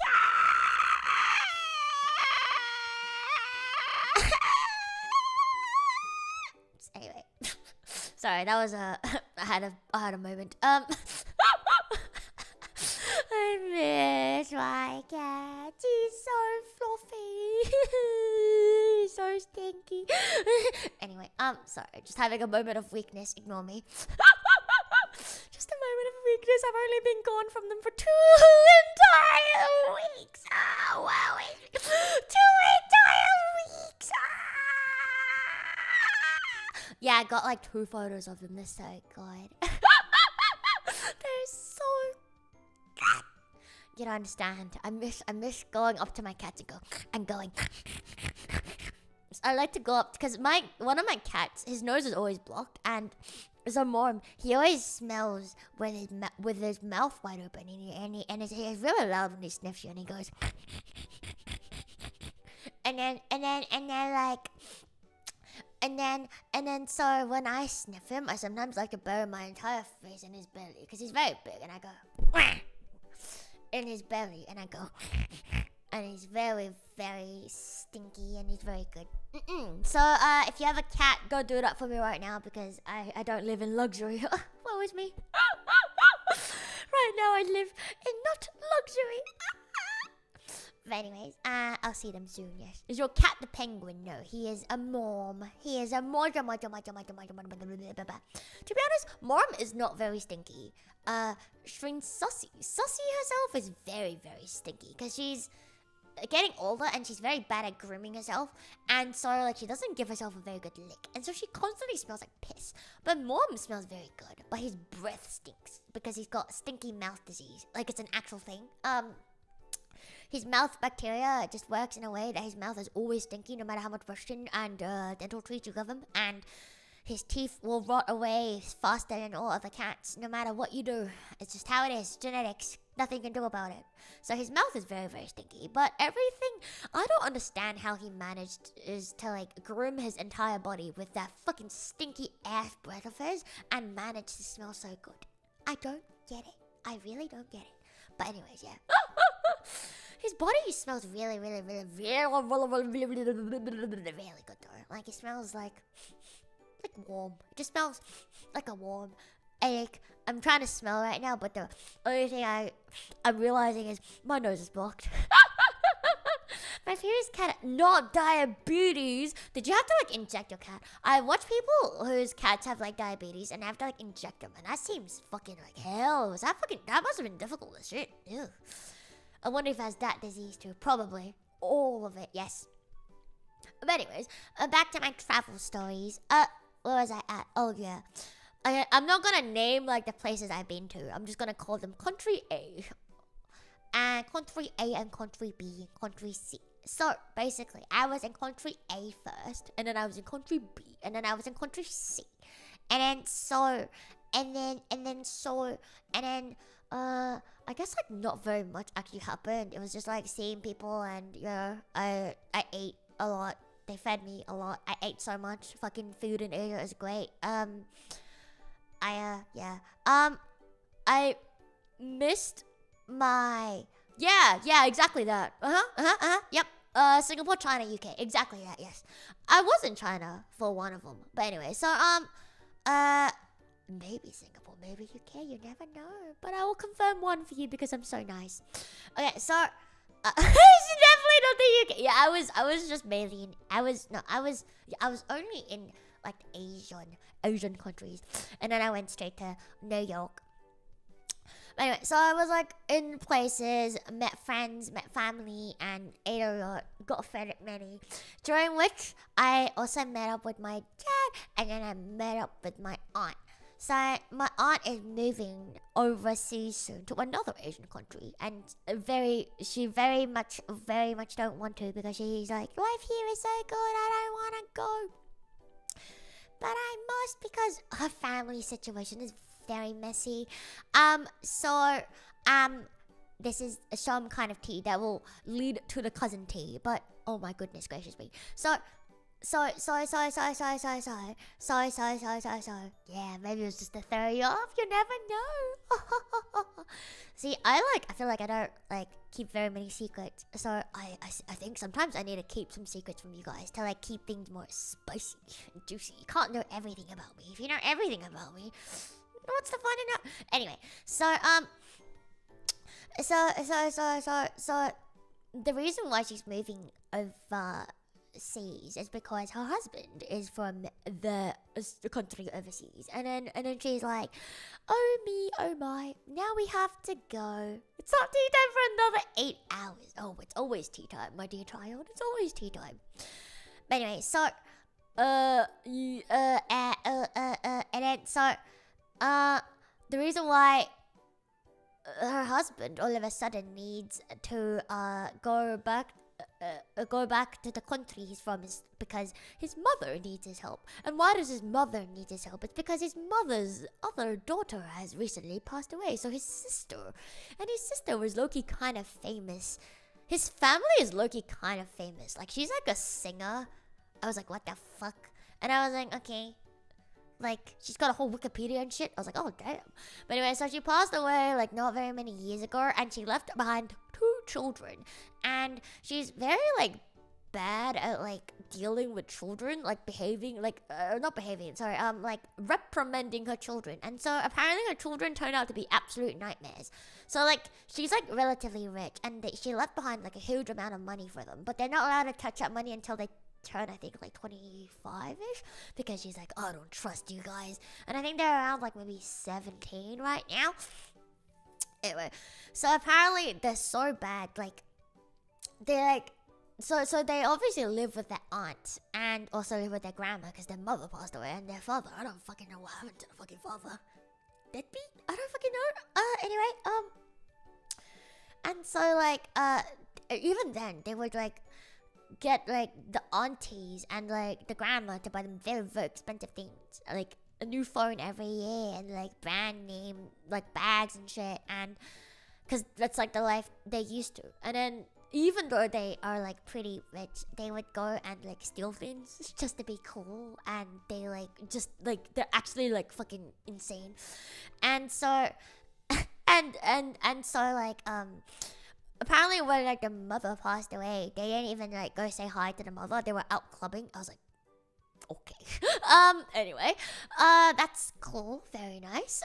And so and then so that's why my uncle had to go back, because his mother is absolutely, please ban him. His mother is absolutely not having a great time because she's like, I'm going insane, and so he's going there to help. Yes, they are filthy mouth breathers. I think they actually, some people are just, you know, like, it can't be helped. The mother passed away of cancer. Like, in her last few years, she had like no fucking energy at all to like, you know, like educate the children, because, you know, like, it's not easy living with cancer, I suppose. And so, you know, I feel bad for the kids too, but it's also like, my god, like, you're like 18, like, grow up. And then so, because of that, my uncle had to like move back, and so my aunt is like packing everything up where she is now and getting ready to move back. So I was like meeting up with her like one last time, you know, there before she moves to the other place. And anyway, so that's one part of the tea, and the other part of the tea is my cousin, which I was at last time. Let's pray that my internet doesn't cut out this time. Ha ha ha, Verizon, please. Okay, so my cousin, I love her so much. She's insane, but like not in a bad way. I'm a yapaholic. I'm absolutely yapaholic. I can yap all day. But she's very insane, but like in the best way possible. Like, she's so funny. So last time I think I was at the bit where oh yeah, the story that she was telling you guys. So right now she's 14. A bit of background in case you forgot, but she's 14. She goes to like, she lives somewhere in Asia, but she's very American because she goes to an American international school in Asia. So all her friends are like very like, yes, slay, oh my god, you're so stupid, like kind of shit. She doxed herself. No, she did not. Her friend doxed herself at one point. Her friend, who is like a fucking million fucking billionaire, because they live in a fucking huge ass fucking castle, basically. But anyway, so anyway, and that's America. Oh yeah, like I feel like it's a very American teenager thing to like roll your eyes at your parents. Like, Australia would never. Like, we don't really do that shit. It's not very, I don't know. I feel like we're very tame compared to like American teenagers. Also, like, we don't talk about like fucking at all with our parents. Like, I feel like that's a very American thing. I don't know. Like, Americans are like very like sex positive, I suppose. Like, you're always talking about fucking, even like with your parents. Like, in Australia, you would never. Like, it's just not a thing. So, yeah. So, whatchamacallit? I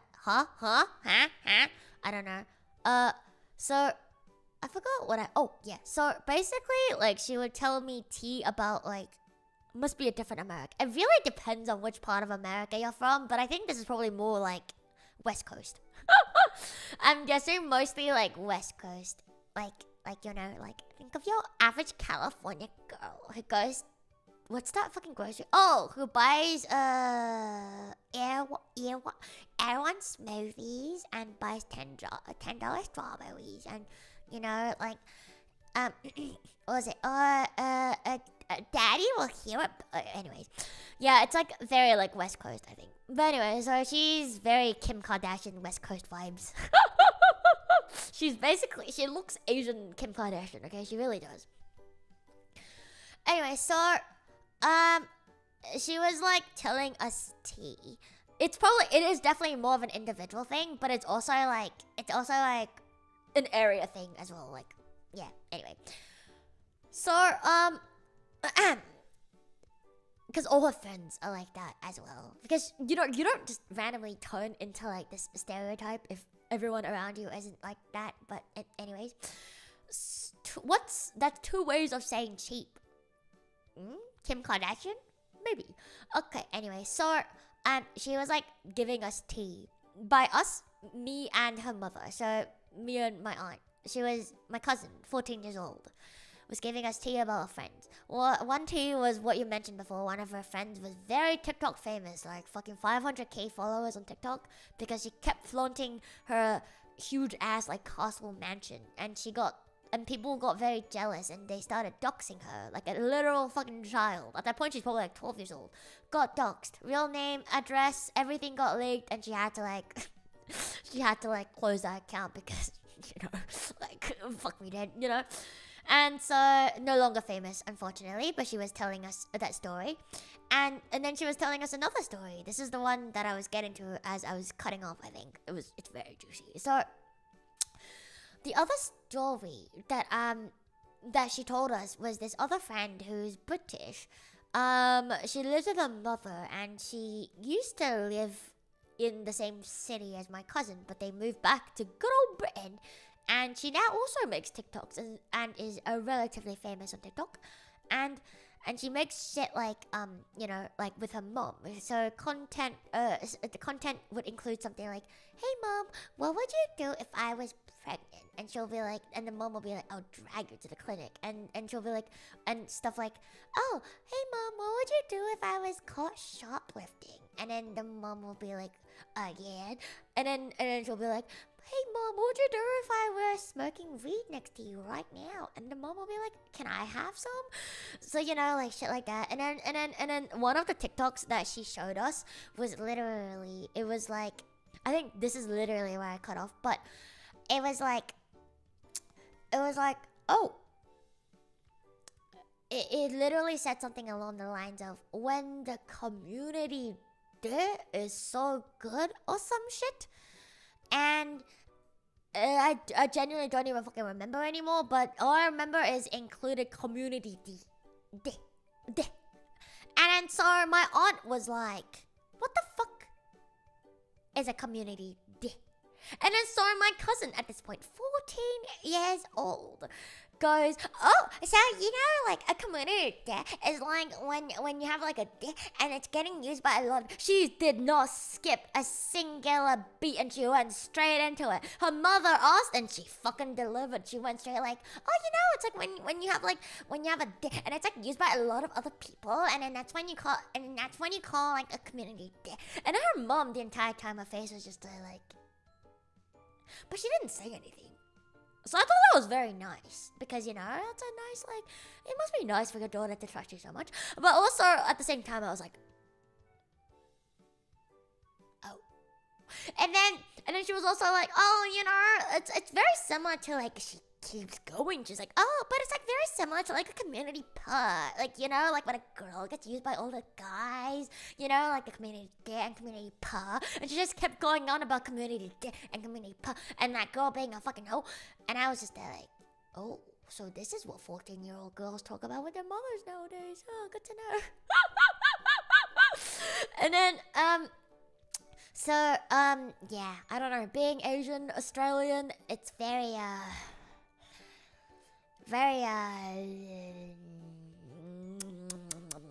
it was very eye-opening. But it was also, no, she was not talking from experience. She just watches too much TikTok. Like, that girl's addicted to her phone. I don't blame her, to be honest. Like, my dad is fucking addicted to his phone. You say children are cooked, but I would like to digress. I think my dad is even more cooked. Man is absolutely fucking hopeless. Like, he doesn't even look at me anymore. He just looks at his phone. Like, he doesn't even make conversation with me anymore. I will say something to him in hopes of making small talk, and he will just look at his phone. And I'll be there like, okay, well then, forget I said anything. So I think my father actually has problems. You know, like this time, seeing him, I haven't seen him in like a very, very long time. I think the last time I saw him was when I told you guys he was getting deported. So I haven't seen him in like, what, 2 to 3 years. And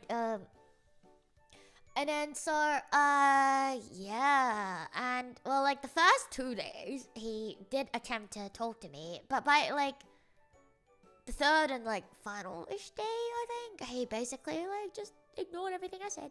You know, one of the first things he ever said to me this time on this trip was, "Oh, hi, Rito. You talk so much." And I was like, huh? I was like, I barely even started talking. What do you mean I talk so much? One of the first things my father said to me after 2 to 3 years of not seeing him. Yeah, I talk too much apparently, so there you go. Yeah, he listens to my streams. But if he knows I stream, I think he will whoop my ass. He'll be like, that is you're not respecting yourself. I reckon he thinks like streaming is like the same as like OnlyFans, probably in his fucking mind. But anyways, yeah, he's not very used to it. And then he brought up a story about how, you know, like, you think people change. I don't think people change very much at all, because he brought up a story about when I was a child, a little child, maybe 2-3 years old. And that's about the second thing he ever said to me. He said, "Oh man, I remember when you were 2 to 3 years old, and the taxi driver basically told you to shut the fuck up." He basically said, "Does this child ever shut the fuck up?" So that's like the second thing my father said to me. After 2 to 3 years not seeing him. The first was, "Wow, look how you talk too much." Wow, look how you talk so much. Second was, "Do you remember that time when the taxi driver said, 'Wow, does this child ever shut the fuck up?'" Yeah, thank you, Dad. Very, very, very kind. Missed you too. Oh, thank you, Joe. Thank you so much. Only shrimps. Oh no, only shrimps allowed nowadays. Oh, thank you, Joe. Thank you, Joe. Thank you so much. Thank you. Yeah, I've honestly been a serial yapper since birth. Genuinely, I don't think I've ever stopped yapping ever since I was born. Yeah. The only thing that ever stopped me from yapping is eating, which is probably why I don't eat, because then I don't have enough time to yap, which is probably why I don't eat very much. Oh, it makes sense. Nothing can stop me from yapping unless I'm dead. Now, mysteries solved. What got we mustard? Oh, no. Now I get it. Now I understand. Now I get it. Telling someone to be yapping too much their whole life is a great conversation starter. Yes. Then I'll yap at you even more. But to be honest, I don't feel like a yap, so I don't yap that. I don't yap that awfully much. Oh, thank you, anonymous user. My dad!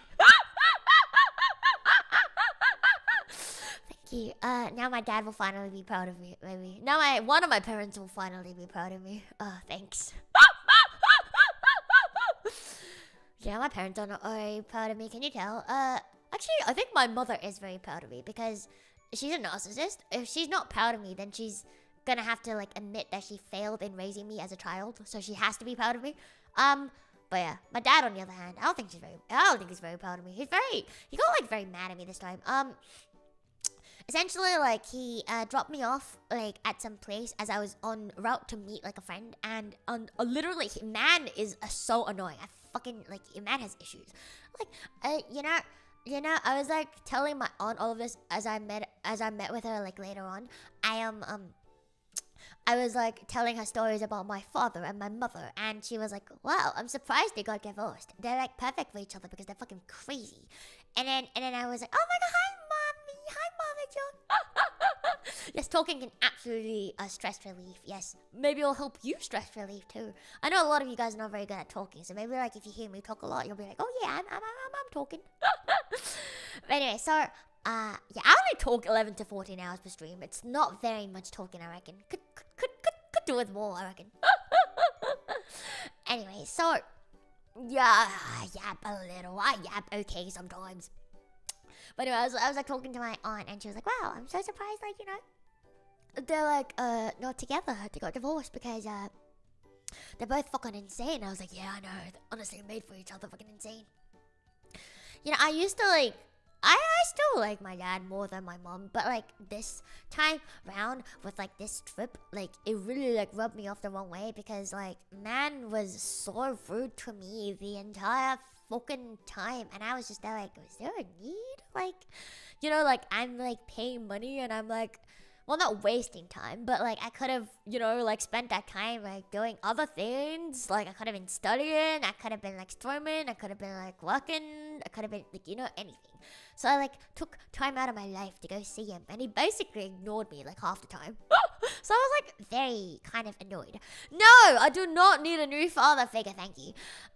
Yeah. Yeah, you can have social skills whenever you want. Exactly. You're exactly right. No, you're right. You're actually surprisingly good at talking. I'm so happy for you. Proud of you. Yeah, he really had to catch up on his fucking TikToks, man. God damn. And then the other thing that really pissed me off was like, so basically, whatchamacallit? So he was dropping me off at like not a friend's place. We're meeting up somewhere, and he insists on driving. When I was like, bro, I could just, like catch public transport or like bike there or some shit because it wasn't very far. But he just insisted on driving. I was like, it's actually easier for both of us because then you don't have to drive back, and it's, like it's actually faster via public transport because but anyway, he just insisted. So I was like, okay, whatever. And so he drove me, and I was like, okay, thank you very much for driving, and blah, blah, blah. But, like, on the way there, he starts, like, fucking talking at me about, like, my decision to abandon my career as a software engineer. And he was like, Little, why are you abandoning your great career as a software engineer to... he was like, obviously, I'm very happy that you want to be a doctor. He was like, I think that's a very good career path for you, but are you sure that you want to, like, like, give up your career and all of that to, like, chase something uncertain, basically, blah, blah, blah, blah, blah. And he's like, you're not even going to be stable there. And he's basically implying that, like, I'm going to, like, have to, like, ask him for money and shit. And I'm like, brother, I would never.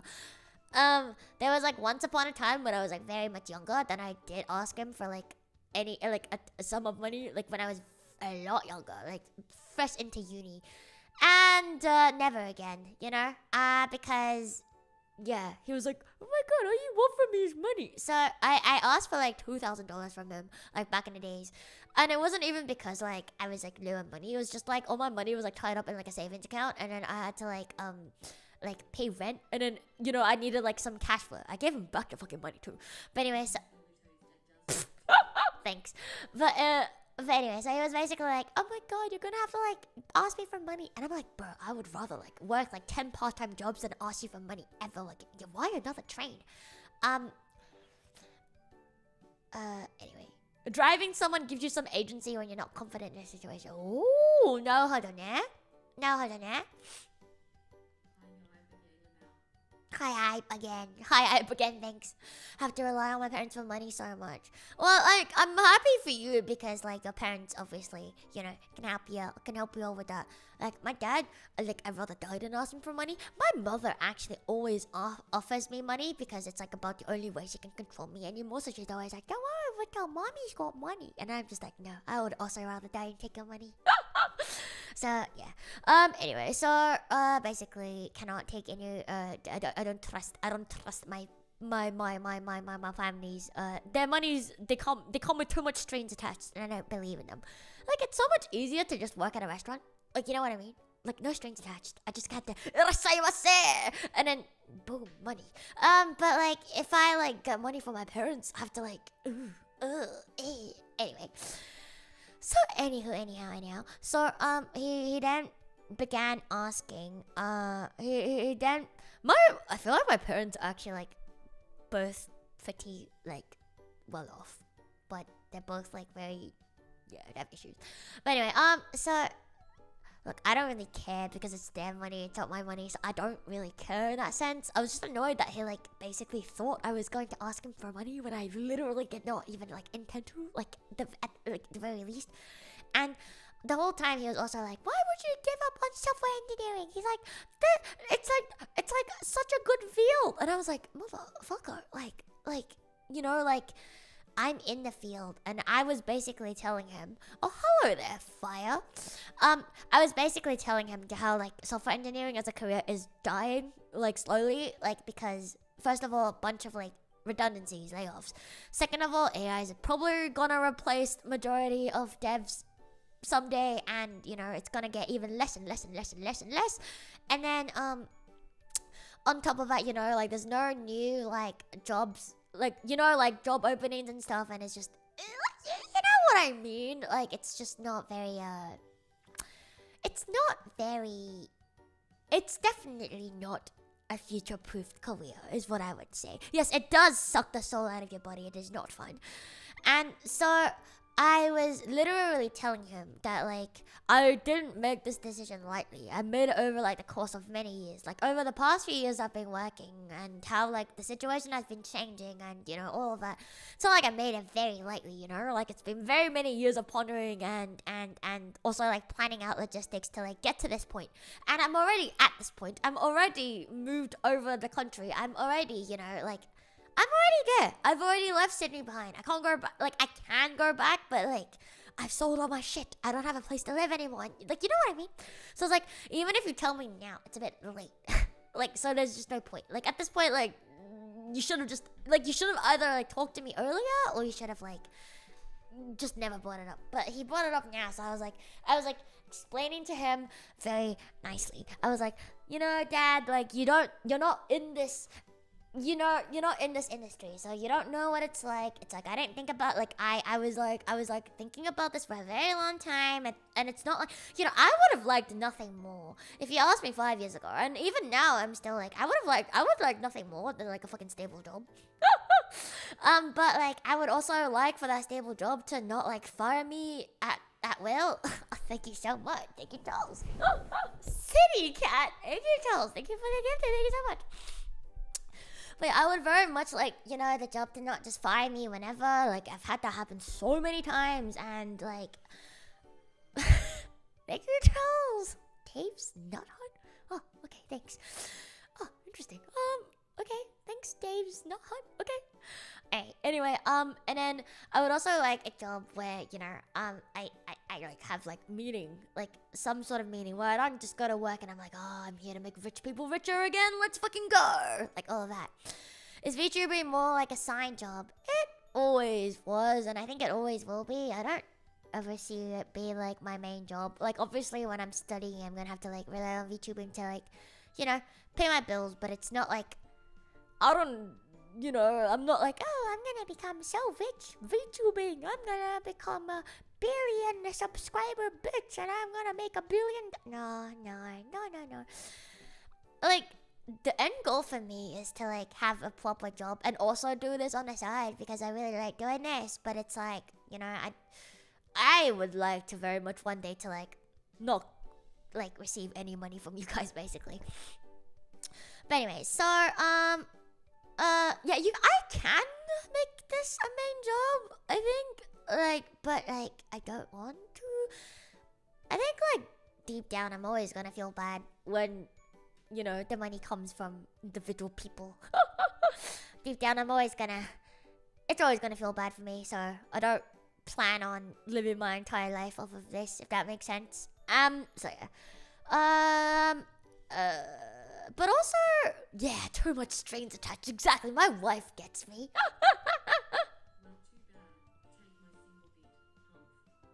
Humph. Don't hump me. Humph. I hope you can get one. Good luck. Thank you. I'm not looking for a job though. I'm gonna go study. Haha.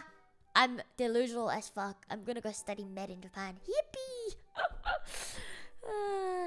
I am delusional as all fuck, but it is what it is. You know what? Might as well. You may as well be delusional, otherwise you may... Exactly, fuck away ball. Otherwise you may never achieve your dreams. I've been like studying, and it's been very fun. I do miss studying, to be honest. It's nice to use your brain once in a while.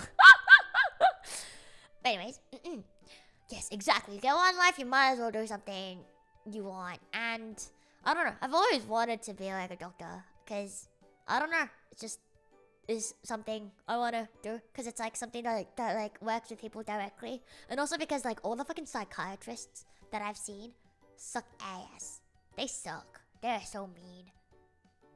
We can change that. I reckon we can change that. We could be like, sometimes they say be the change you want to see, and that's exactly what I'm doing, motherfuckers. We're about to change that shit. And also like psychs are too expensive. Just offer that shit for free sometimes. Like, come on. So yeah. But anyway, so yeah. Like there's just a bunch of things that I like want to do that can only happen if I have a med degree, unfortunately. But yeah. I hate doctors so much, I try to be better than them. Yeah, I really don't like most doctors. They're very mean. So it's like, I feel like as a doctor, your main priority... I mean, your main priority obviously is to make sure they don't die. But like, your second priority surely should be about how they feel. But yeah, yeah. Well, I need psychiatrists when chat is right here because you guys can't give me drugs. I need my drugs to function, unfortunately, with my mad ADHD, whether you can tell or not. Most important trait besides medical knowledge, compassion, I believe in you. Thank you. I really think, like, doctors need to be more I don't understand how, like, so many doctors are, like, such assholes. Like, because I thought, like, it's very important for doctors to be, like, compassionate, but they're not. And I'm just so baffled. Wow, you have ADHD? I never knew. Yeah. How would one ever guess from just looking at me? Hey, look, squirrel. Back to my other topic. So, you know how like the stereotype about ADHD is like, oh, hey, squirrel moment? That shit actually happens to me because squirrels are very rare for me. I don't really see them very much. Every time I see a squirrel, I do pause everything I do and say, squirrel! Not because I have ADHD, but because squirrels are very rare. It's nothing to do with the fact that I have ADHD. It's just that squirrels are very rare and I really like squirrels. I also do the same for New York rats. Okay, maybe I do have... Okay, maybe that is ADHD. But anyways, that's not very important. Anyway, back on track. So yeah, so I just want to be a psych. And, sometimes you just gotta be the change you want to see. If the world is a suck, just make it suck less. No. If the world sucks, turn around and make the world suck you instead. Oh yeah. If you're in the South, you do the same for cows while driving. Oh, okay. Okay. Cow! To be honest, I do that. Whenever we go on a road trip, every time I see a cow, I have to cow! What color squirrels do you get down under? We don't get any squirrels. Squirrels are legal in Australia. No, but like for real, they're actually legal. Like you can't bring squirrels in, we don't got none. They're a very dangerous, invasive, alien species, so we shall not have that ruin our ecosystem again. Some shit Australia ecosystem fragile, some shit. Yeah, I don't know.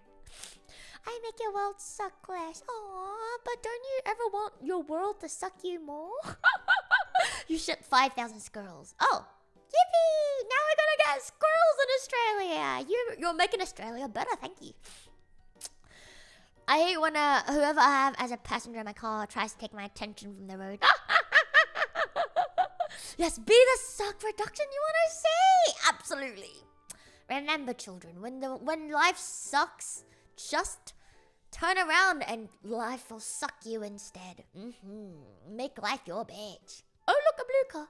It's always got to be a yellow car. You always got to play Spotto. Well, you guys play Spotto, right? Wait, do you guys play Spotto? Yes, you do, right? That's not an Australian thing. Wait, what? Huh? Wait, for real? It's in Australia? Oh. Yeah, there you go. You play Spotto. Buggy punch. Oh, okay. Basically, every time you see a yellow car, you say Spotto. And then that's it. That's all there is. You punch a sibling when you saw a mini. No. But we did punch each other when we saw a yellow car. Spotto. Yeah! It's just a yellow car for us though. Spotto! And then you punch him. Slugbug. I am not like the kid. So what if I still do it nowadays? Yellow cars are very rare. Okay, not in New York because all the taxis are yellow. But you get the point. Oh, you did limos. Well, I hardly ever see limos, to be honest. I feel like I've probably maybe like seen like a handful of limos in my life. And once, and like the majority of handful was at like a fucking wedding. You see, hearsay. Maybe. I don't know. I should maybe. So anyway, I forgot what I was saying. Oh yeah, so back to my father. So he goes, oh, Luto, you're being dumb. And then basically after that, he was like yelling at me because he was like, oh no, you... Basically, I was feeling very angry. I wasn't angry, but I was feeling very attacked because of the way he like said things. And like, I would just like to say, like, the way you say things absolutely matter. Like if you were to go to someone and you were to tell them, oh, I think you're stupid, blah blah blah blah blah, and then you follow up with, but I wasn't attacking you. Like, that's not how this works. Like, I feel attacked. It's not whether you wanted to attack me or not. I feel attacked, therefore you attack me. Like, you know what I mean? And then so I was there like very upset, and I was trying to be like very calm because like I know how he is, and he like he very much has like a very fucking short fuse. That's where I get it from. But yeah, I have a very short fuse too, but like not as short as my fucking dad. My dad is like fucking insane. Like you can like fucking like flip him in like a second. I've been attacked. Oh no. But anyway, thank you.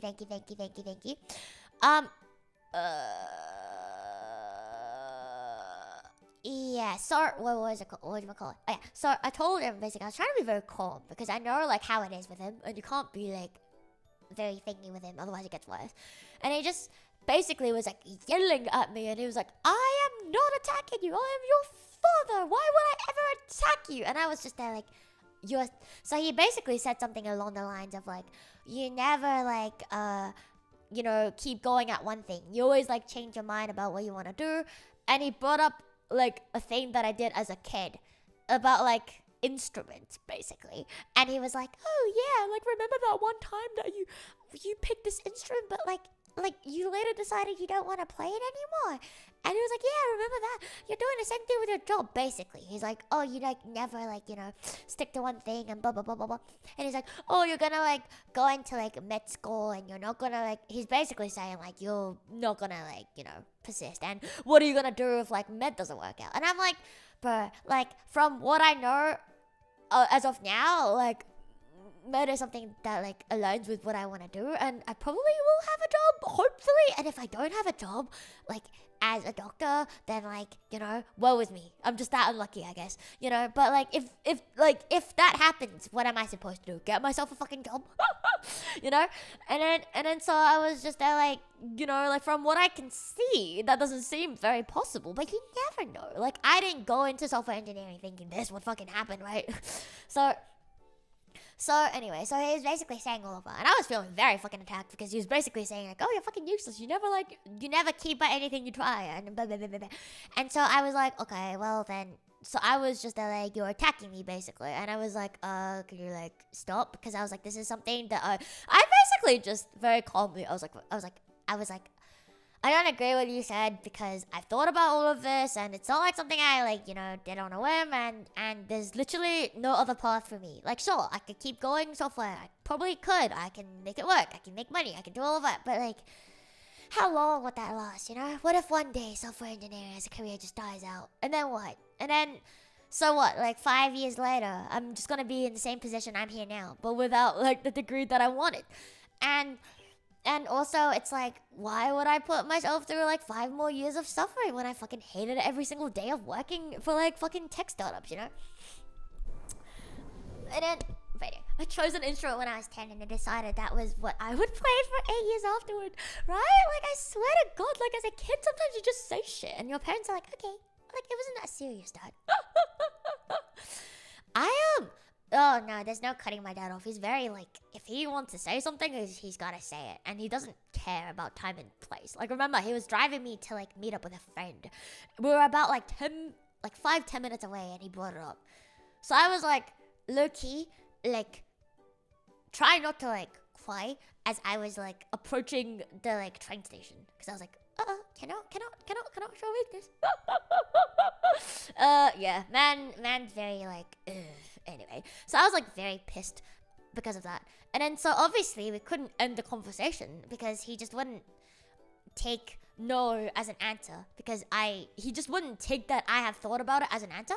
And we just basically never talked about it afterwards. And what do you call it? And then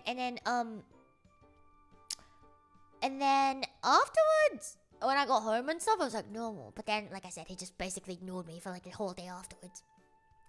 And I was about to leave, and then on my way to like, so I got like a little like hotel for like my last night because the airport is really far from his place, and it's like about like an hour and a half drive, and it was really early in the morning as well. It was like a 5 a.m. flight, and I don't want to wake up at like fucking 3 a.m. I was like, I'm just gonna like book a hotel basically in the airport. It's like cheap anyways.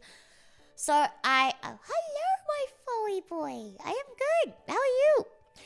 But anyway, so I like booked a thing, and then as he was driving me there, I also told him not to fucking drive me there because it's an hour and a half there and an hour and a half back. I was like, it's so much easier again for me and for you if I just like caught a taxi or if I just, literally took the train. It's honestly not that much, like it's easier. But he insisted, and I feel really bad because, like I feel like he's doing me a big favor. So I'm like, you just, anyway, so yeah, I know, trains are really great. You get on and it's like faster than cars because no traffic, and then boom, you're there. But anyway, and also like the hotel I was at, like, because it's an airport hotel, it literally will, it does pickup services. Like I could have just asked him to pick me up at the train station, like, you know what I mean? Oyachimi, you have to see me again. I'll be back on Friday. I have a schedule out already, in case you're wondering. So this week I will be here today, Friday, and Sunday. Yippee! Oh, at the same time. Anyway, I've never been on train. Well, by train I mean like metro. Like Asian metros? Go at it. Anyway, good night. So, what was I saying? Oh yeah, so he drove me, and on my way there, yeah, Friday, in 2 days' time. I will see you if you want to see me in 2 days' time. Yes, we're in the same time zone now. Isn't that crazy? Friday, New York time. Yippee! Hopefully I have my PC set up good and I can actually game. Because, I do miss, I miss Skyrim, I miss Tomodachi Wife, I miss everything. The games are so good. I miss Hollow Knight. I also want to play League on the NA servers. You're not used to being ahead. Yep. Are you back from your London trip, Base Girl? Yes, I'm absolutely back from my London trip, a place I've never been to in my life, but absolutely true, I have. So yeah. Did you play Tomo? Yes, I did. So I've been, okay, so recently, like the past week, I haven't had time, but I've been like kind of pretty good at like doing the dailies to keep you guys all fed and shit and check with the markets and stuff. And, I've been keeping the juicy stuff for streams, don't worry. But I have been like keeping y'all fed and shit. Depends on which section you're in. First class, you get bacon butties and bacon butties. Coach, you get the guy who grunts at you every 3 miles. But the guy who grunts you at every 3 miles is so much more whimsical than bacon butties and coffee. Think about it. I can get bacon and coffee off of a flight, but the guy who grunts at you every 3 miles with very stinky breath. Ugh. Ugh. Did you make Aki? Yes, I did. I made him on the plane. Thank you for providing me with entertainment on the plane. Yeah. So I've been I've been checking on it every so often, but ever since I got to New York, it's been like so hectic because I've been sick, first of all. And then we've also had to build so much furniture, and I've had to like sort out so much logistics like for this place, and yeah, anyway. And also there's a bunch of like sightseeing that she took me to, because remember how like she took a whole week off work just for me, and I was very touched. So I was like, oh, I cannot waste your goodwill, so we must make the best of it. She like soup-feased me as well. I had no idea. She like took a week off work because I got here and I was about to like set up shop and hi chat, and then she was like, hi Rito, let's have fun for the week, and I was like, oh. Yeah, I have free time eventually. I'm already like settling down like pretty good already. Like I reckon by the end of this week I would have like most things sorted. So probably yeah, end of this week I'll have everything mostly sorted. Probably by the end of next week I'll be like normal, I reckon. Been so upset about having to stay a week away from us. No, I was not. I did not miss you at all. No. But yeah, but I am back to like a regular broadcaster now. I just couldn't, like, I was going to on Sunday, to be honest, as soon as like, you know, her break was done, but I unfortunately got sick. I like lost my voice. It hurted to talk. I still went out with her on Sunday though, and we went to like a diner, and I was like, I really shouldn't have went out because I got home and I just collapsed. But I was like, you know, I didn't want to waste her like last day off, so I like wore a mask and everything. I didn't want to like pass it to anyone else, but like I was like, shouldn't have went out though. Like we were gonna go to like Central Park and stuff, so I still haven't been to Central Park because we were about to go there, but I was like, oh, I am gonna die. And then so I went home. Anyway, what was I saying? Oh yeah, back to my story. So anyways, back to my father. So as he was driving me to the airport, this was like about the last thing that he said to me that I was like very pissed at him about too. And he said, so after like a day or something of not talking to me after our fight, I wouldn't even call it a fight, it's just bullying. He just bullied me for like 20 minutes straight and then made it my fucking problem. and then so after that, and then one of the only things he ever said to me was, so you're gonna be okay. Like, he's basically like, so you can fully fund yourself and your studies in Japan, yes? Like, the only thing he basically asked. And I was like, huh? What? Like, huh? I was like, I think so? I was like, I don't know, but I'm gonna make it work, you know? Like, I rather die than ask you for money. And then he was like, okay. And that was it. That was literally the last thing he said to me. So, the first thing he said to me after 2 to 3 years of not seeing me is, wow, you talk so much. And the last thing is, you're not gonna ask me for money, right? So, thanks, Dad. Love you too.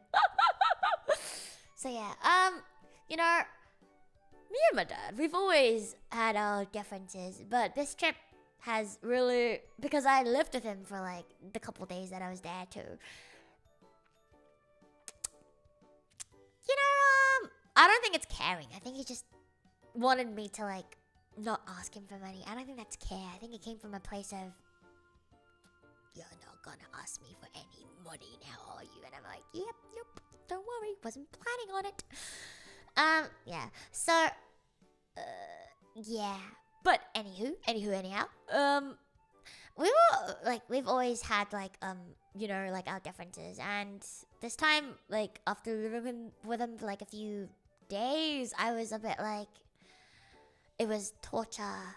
Like, my god, it was fucking torture. Like, having to deal with someone who's like mad at you for no fucking reason is like, like a kind of moment, like a like, why was he even fucking mad at me to begin with?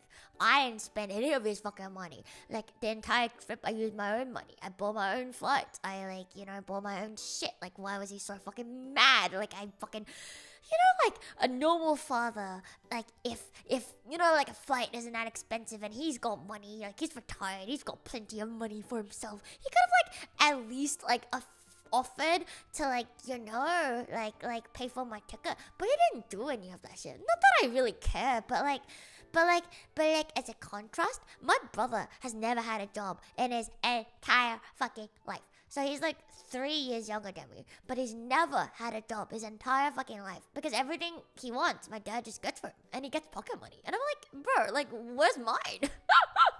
Like, I don't care, because yeah, he's never had a job his entire life. So he he's never worked a part-time job, he's never done anything, like, and yeah, I'm not a son, I suppose. And then so just for him. And I've always had to work, like, you know, I've had to like work so many jobs in my life to like make rent, and like, Yeah, he went to uni, and he's also not an Australian citizen. So because like my mom and my dad divorced very young, and and my dad like fucked off, and he wasn't born in like Australia, and anyway, all of that. So like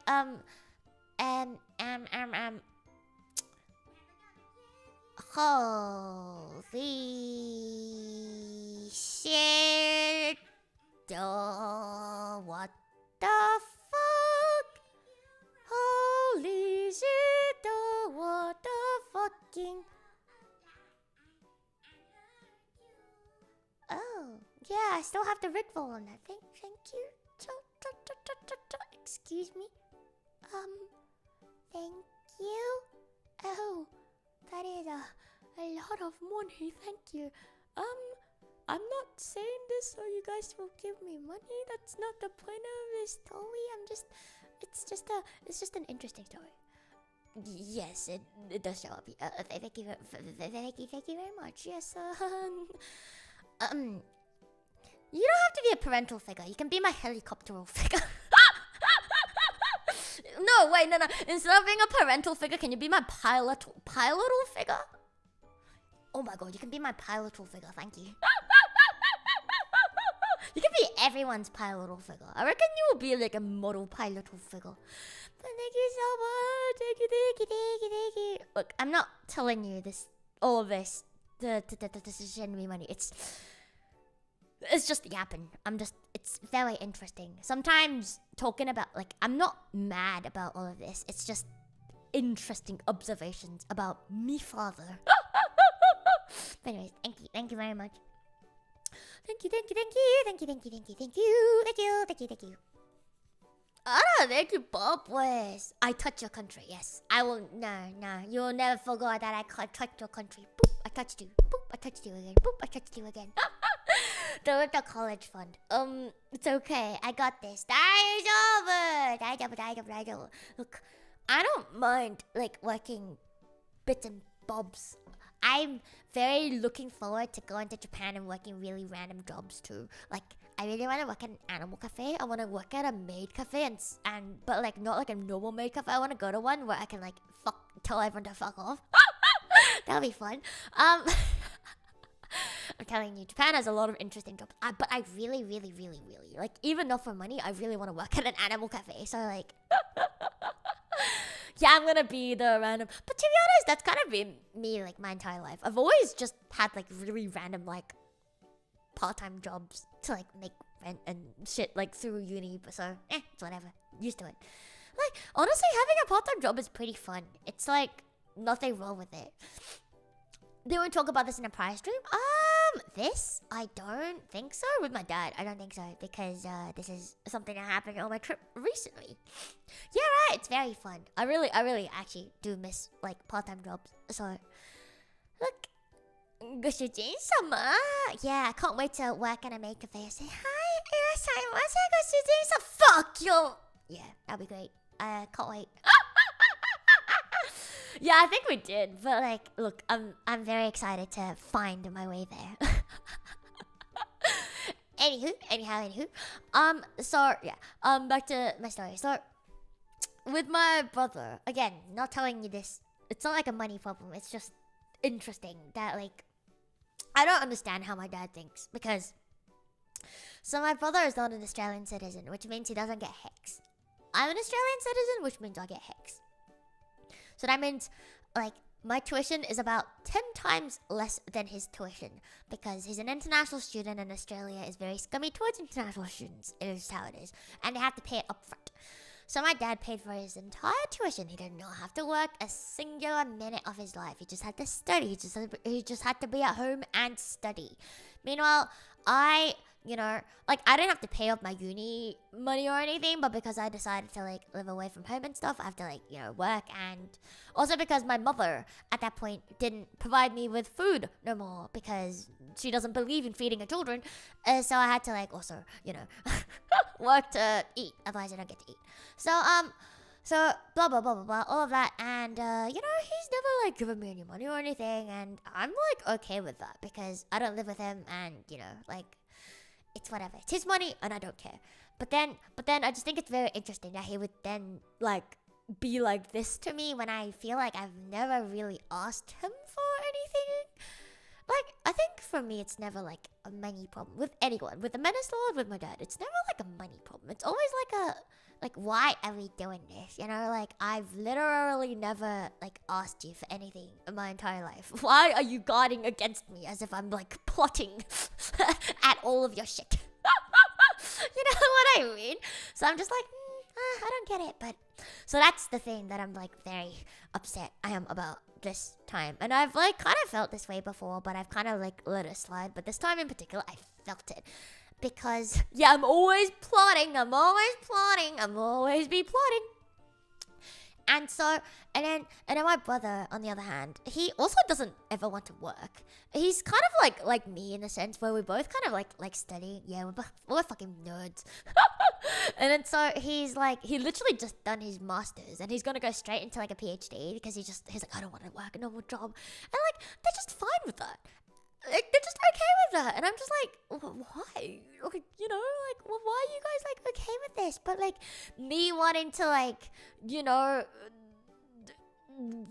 go do another degree for another career is somehow like, wow, woe is you, I suppose. So yeah, I was like, why? So yeah, my brother has had a very easy life, I suppose. He also has never had to like do housework his entire life because my stepmom is very good at just doing that. Oh my god. Thank you, Barbers. Thank you. The strong beaver is so crunchy. Thank you. But he's in I think he's in Stockholm, I think, right now. So it's interesting. Anywho. Yeah, this is like I've always kind of like whatchamacallit I've disowned my mother a very long time ago, and I've always thought like my dad was okay, but then this trip made me realize my dad doesn't deserve my stepmother. My stepmother is truly the angle that we don't deserve. She is the goddess descend. Oh my goodness gracious me. Yes. I've got a friend who was in similar situation before where their father pretty much was like, that's her kid, I want nothing to deal with them. I mean, he's a bit weird because he doesn't act like that. Like, you know, he'll still like act like a dad, but then in some places it just doesn't work. I don't really know. Step Luto is good. No, my stepmother is absolutely goated. Like, you know how they always have like that evil stepmother stories, but like my stepmother is honestly like the nicest parental figure that I have. Like, she's nicer to me than my own mother and my father combined. Like, she'll buy me shit, she'll make me food, and she'll like take care of all my shit. My mom and my dad would not do that for me. So there you go. I don't know why she's like the nicest out of all. I guess 4 of my parents, because my mother technically, I mean, she's not remarried, but yeah. My mother's boyfriend, he's very like he's just there. Can you be my stepmother? No, she's too good for you. You don't deserve her. I feel like my dad honestly doesn't deserve her. He deserves my mother. They belong together, but alas, I think. To be honest, I understand why he divorced my mother there, because my mother is absolutely delusional and my dad has a terrible fucking temper. So like, I think them two together would just be like non-fucking stop fighting. So good riddance, I suppose. My stepmom is so nice. She's just so nice. Like, you know, she just goes along with shit. You want to know how they met? Oh, you would like to know how ooh, that's another juicy story. You want to know how my dad and my stepmom met? So basically, this is all bits and pieces that I got together from my relatives because no one would tell me the full story because Luto, you're just a child. How dare you? But okay, so this is from what I've pieced together. So basically, my mother and my father were married, and I think my father was not very happily married to my mother, and he wanted to leave her. And then my mother was like, "Oh no, he's gonna leave me." And then so she was like, "No, he shall not leave me." And then so she was like, "I'm gonna have a baby," and she had a baby, and that was me. Hello, hi, that was I. And then so now he has a baby, and then he was like, "Ah, fuck, I cannot leave her." And then he was miserable. But then, woe is her. There was this sexy lady at his work. Ooh, lo and behold, she is his secretary. Yep, she became his stepmother. The end of the story. So don't baby trap your man, doesn't work. So yeah, my mother then pushed me off to my father because she thinks that having a baby would ruin their relationship. Because I was very young at the time. I was probably like 2 years old, one to 2 years old at the time. And so my mother gave up custody. Because normally it's the mother who takes custody. But my mother decided to not take custody because she thinks that I would break them up. But lo and behold, they had yet another baby. And us four as a family were actually very happy. And my mother was very jealous. She's like, "This shall not do." And then she fell for me back. This is why I moved country so much. But yeah, anyway, so yeah, it's very juicy tea, honestly. It's very funny. But anyhow, yeah, it's all in the past now. I don't even remember any of it, to be honest. And this is just bits and pieces that I threaded together over the many years through very many different people because no one will give me the full picture because you are just a child and you will not understand. So I don't really care. I think it's kind of funny because, my mother, she also cannot live without a man. Like, she's been divorced twice, yes. And every time she's blamed her divorce on none other than yours truly, Kaluto herself. Mwah, that's me.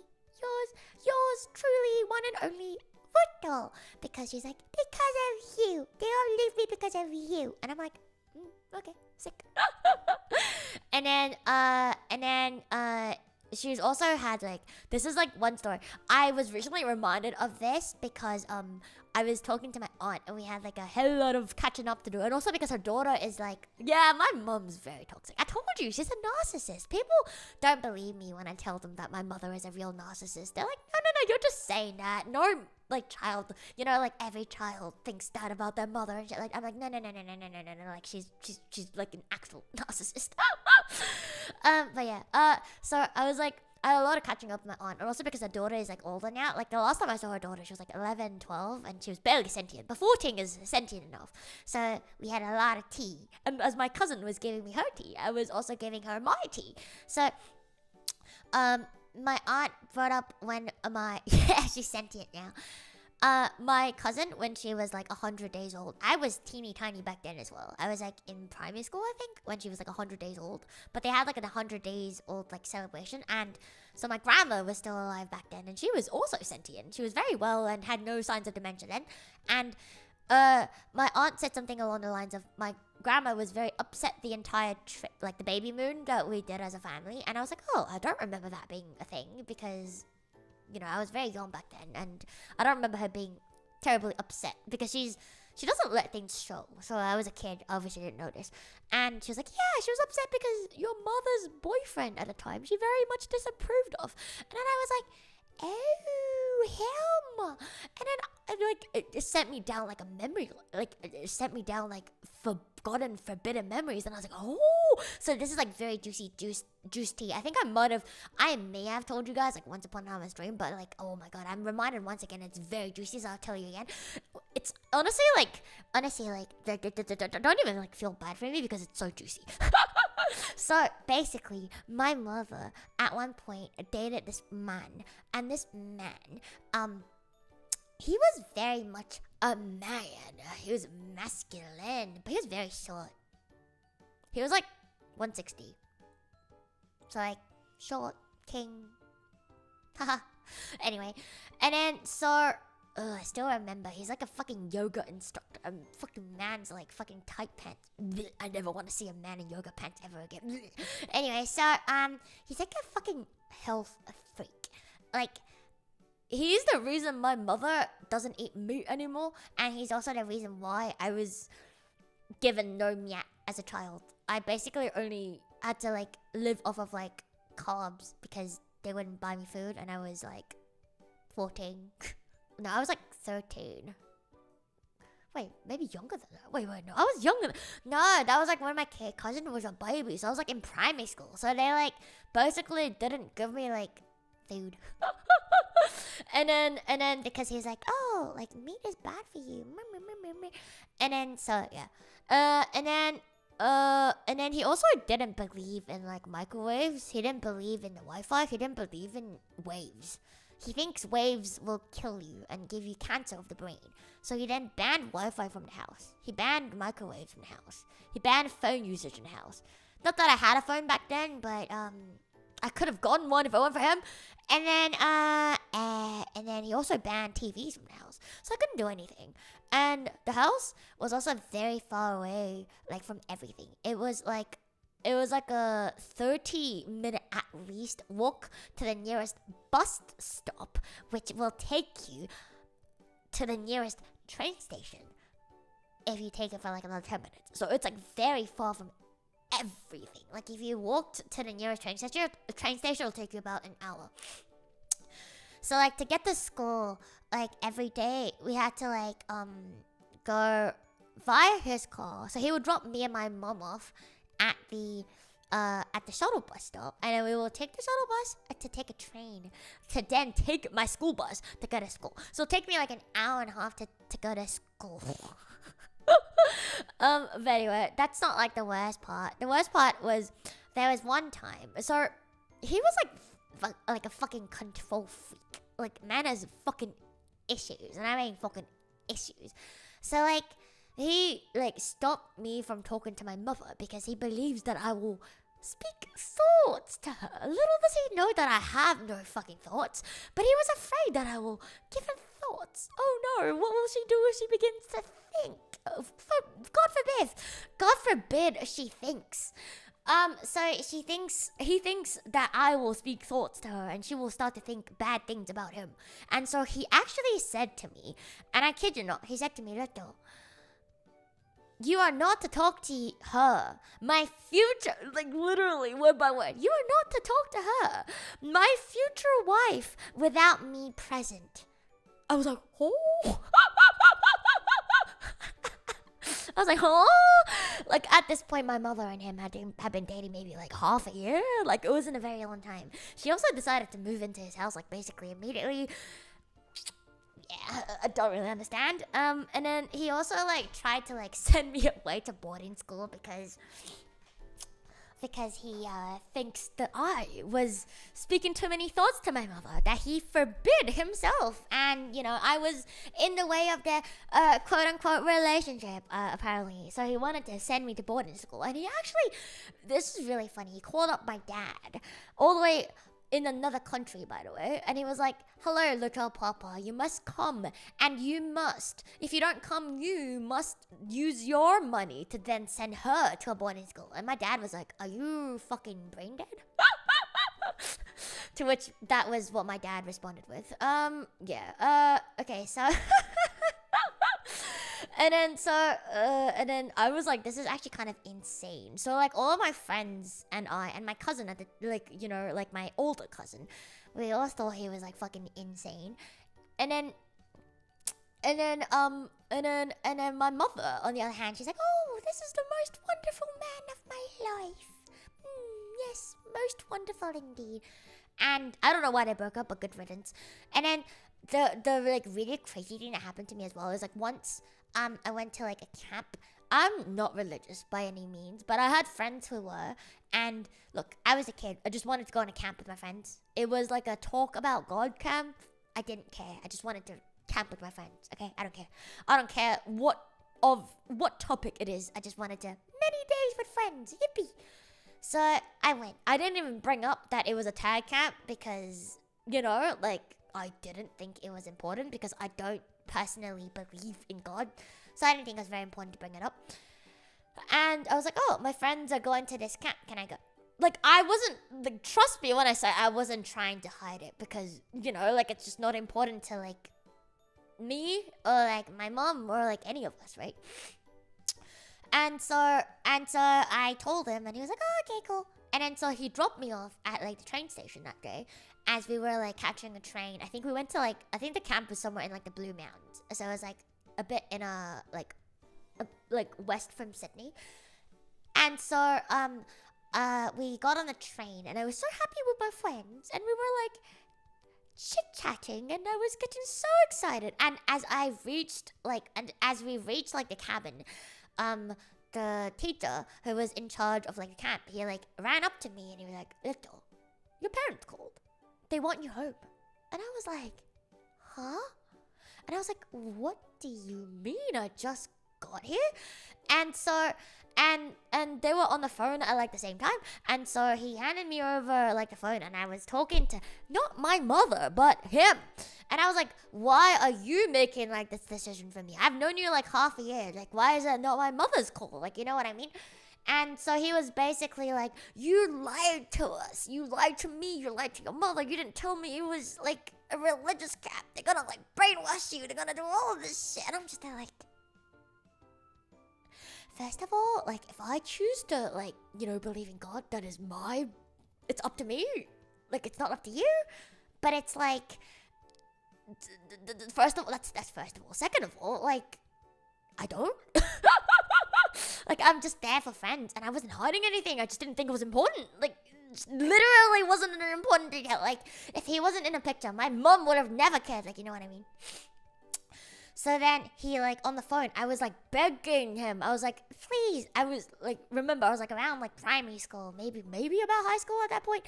I was, like, in primary school at this point. And I was, like, crying. I was, like, begging. I was, like, please, we just got here. Like, I promise. It's not like that. Like, And he just wouldn't have any of it. So he drove all the way with my mother in the middle of the night and came and picked me up.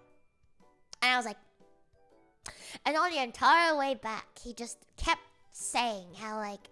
You lied to us, you lied to me, you said everyone was going and blah, blah, blah. But, like, when a primary school kid tells you everyone's going, it obviously means, like, all my friends are going.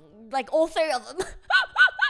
So it's like, I literally wasn't lying. It's just I was a fucking kid.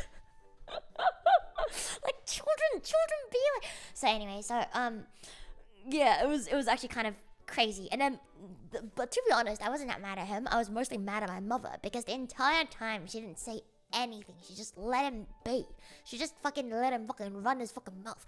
Like, anyone would have like seen this and would have been, okay, you know what, that's insane. My mother just like let him be, and she agreed with him. She's like, yeah, you should have like told us. And I was like, bro, like, I've known you my entire life. Like, I know you don't care about this. So, anyway,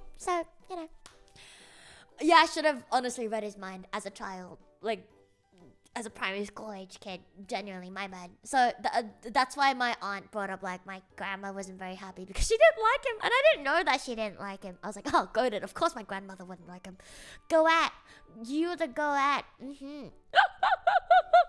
So yeah, so we were like talking about very many things, and that was like one of the things. So it was like very fun catching up to my aunt. And then yeah, she was like telling me all the tea about like her husband's side of the family, and yeah, I know I forgot to give her mind reading. Honestly, my bad. Which is I feel like why I got so good at reading their mind later on. But yeah, genuinely, I don't know how him and my mum broke up. They just broke up one day, and fucking thank fuck, because my god, imagine if they're still together. Now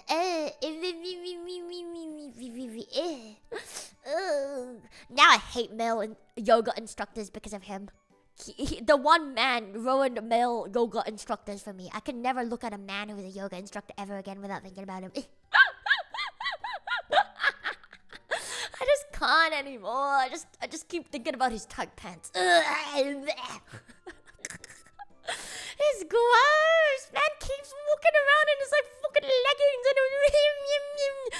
telling you, that's PTSD. That's fucking PTSD. I'm telling you, that's the one fucking piece of PTSD that I fucking left. that he left behind for me.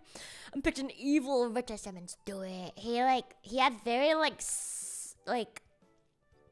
hollow cheeks as well. Oof. He looked evil. He's a very evil looking man. Evil man. I wonder what he's doing right now. Hope not great. To be honest, I don't care. Do whatever you want to do. And then so after him, I think my mother had another boyfriend. And then after her other boyfriend, she had her current one, which they've been together for a long time. So he's very sane.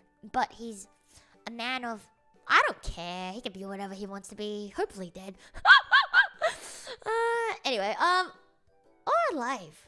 I think being alive is tough when you act like that.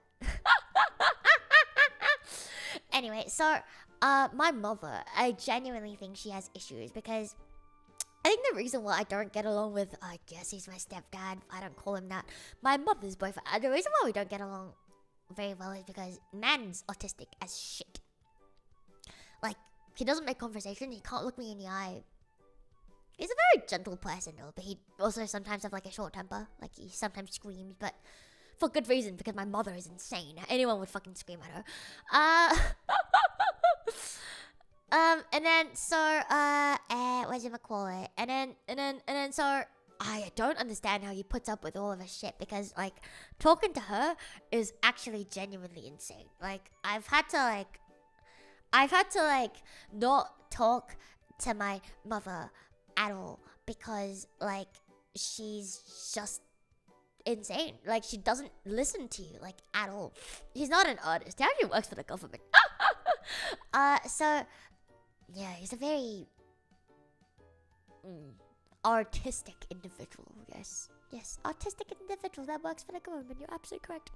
Anyway, so when we were first introduced, we barely had an introduction. Man just one day appeared in my house. And then he lives there. And then I was obviously unhappy because at that time we lived in a very, very tiny like granny flat. So I was like, I don't want strange men in my house. And my mother was like, you are not about to ruin another one of my relationships. You don't get to tell me what to do. And so he's been here ever since. We moved to a bigger place since then, but he's still there. Irashai, welcome. So yeah, so that's why I don't like him very much because, you know, that's how I met him. Yeah. Thanks, Mom. You're very good at interpersonal relationships. I honestly, like, if I were to, like, look at it calmly, I honestly think he's a better person than my mother. But I still don't like him because of the way he suddenly started living in my space.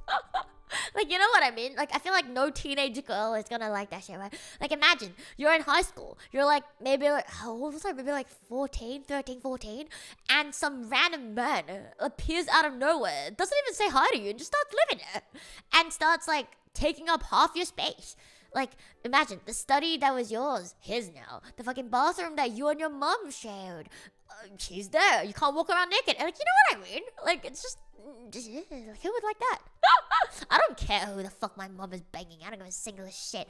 But, like, it's my space that he was taking about. My space. I don't give a shit about my mom. You can have her. But my space, man. You can't just have that shit. Space isn't free. My mom is. But my space ain't free. Oh, hi there. Welcome. But anyway, yeah. So, that's why I don't like him. But he's okay now. We get along okay. But I still don't really talk to him very much. But yeah, it's all good. So yeah, this trip has been very good trip in reminding me that, because I think I've like distanced myself away from my parents far enough to a point where, you know how sometimes when you distance yourself away from the crazy from your life, you think back and you're like, maybe I was too harsh on them. You know, maybe I'm the asshole. Sometimes you can't help but wonder. You're like, maybe like I need to be nicer to them. And so like I made an effort this time, especially with my mom saying she's gonna help me out with moving overseas and all that for like the next few years of my life. And And so I was like, oh, you know what? Maybe I have been mean. So I was trying to be a bit nicer, and bam, she does shit like that to me. And then bam, my dad does shit like this to me, and I'm just like, you know what? I wasn't insane. I just forgot. You know, just keep your distance. Yep, yep. So I remember now. So it's a good trip that reminded me my family is insane. Yippee! Kind of like that with my family, but I realized we're all just assholes and just stay away from each other. Yeah, exactly. We should just all stay away from each other. Yippee! The end of the story. I shall see them. I mean, I shall still see them, but like keep my distance as I see them. Like, you know what I mean? To be honest, like, I don't know, man. I don't know. With my mom, I've come to terms with a very long time ago that like I probably will never like her again. But like I've liked my dad for my entire life, and all of a sudden like I'm like maybe he also is insane. So it's very I've had a lot of self discoveries on this trip. It's been a very fulfilling trip, yes. What do you call them? No, absolutely not. I never call my parents. I don't call anyone. I don't have the habit of calling anyone. I call my friends, but I don't call my family, no. I call my aunt even. I call my cousin. I just don't call my parents. Call them what? Call them assholes. Hey, cunt. How's it going, cunt? Yeah, fuck you, cunt. Oh my god, you know, the thing that really fucking annoyed me as well is, you know how, like, my, I mean, it's nice that you're close with your family. Oh, they're vegan. Oh, my condolences. It's okay. You can eat your steak as you watch their vegan posts, I suppose. To be honest, dietary problems isn't the worst. As long as you guys get along, I think that's the most important. Let them eat whatever. And as long as they let you eat whatever without judging you, I think it's good. If they judge you, then yeah, stay away. But if, you know, they just do their own thing and you do your own thing, that's completely fine, I think. Like, my mother, if she didn't eat meat, and she didn't make it my problem, I wouldn't have like a singular fucking problem with her not eating meat. But she made it my entire problem too, so I was like, yeah. Anyway, so yeah. Some of them are nice to. I have nothing against vegans. Some vegans are very nice. Okay, it's like I feel like it's like the same with any like group of people. It's always like the vocal minority that like ruins it for everyone. Like I swear to God, like most vegans are very nice people. Just a couple, like a handful of them are very like, I'm better than you because I don't cow. I do not the moo-moo, but I want to do the moo-moo. Depends on why they're vegan. I mean, I don't care about your reasons. As long as you don't think you're better than me and you don't tell me what to do, we're all good. Do not the moo-moo. Do not the moo-moo. Do not the moo. I like a moo. Moo. But yeah, you know, like, vegans are fine. I have no problems. I only have a problem with people that like think they're better than you because of certain reasons. Like, cool, you don't eat meat. Good for you. A lot do it because it makes them better than you, and we're jealous that they're better than us. Oh no, it's over. It's over. Into a soundbite. Wait, what? Where are these non-obnoxious vegans? That's why they're wearing the leprechauns. It's because the quiet vegans, you don't see them because they're quiet about it. Like, I have friends who are like vegetarian or vegan. They're just very quiet about it. They like never talk about it. So of course you don't see them because they're quiet. Which is, I think that's why they get like such a bad rep, because like, you know, like the loud ones are like the fucking obnoxious ones. Like, it makes sense. Like, you know what I mean? It's like the joke. How do you know if someone's vegan? They'll tell you. Yeah, like, but you know, like it's different when you're like, you know, ordering at a restaurant and you have to make sure it's like vegan and whatnot. But like, you know, like, you know what I mean? Like, they're very nice. Exactly. They're like very chill people. Very chill. When I worked in like cafes and like hospitality as well, like most vegans that I get like as customers are like very chill. They're just like, oh, do you have this? And they're like, oh, can you like swap this for this? And they're like, oh, thank you so much. And that's it. That's literally it. A lot of people never met a vegan. They're just exactly the ones on the internet is just they're just very mean. Okay, that's whatever. Exactly, I'm telling you, like that's it. Like as long as they don't tell me how to live my life, why do you care about how they live their life? That 1% will talk to you for 5 hours about chickpeas. Okay, but to be honest, chickpeas are very interesting. I will talk to you about 5 hours about chickpeas, dude. Did you know like chickpeas are actually very interesting? I did not know that like chickpeas had like so many amazing properties. Like I did not know you can make like cakes, like meringues with like chickpeas. Like it's actually very, very cool, you know?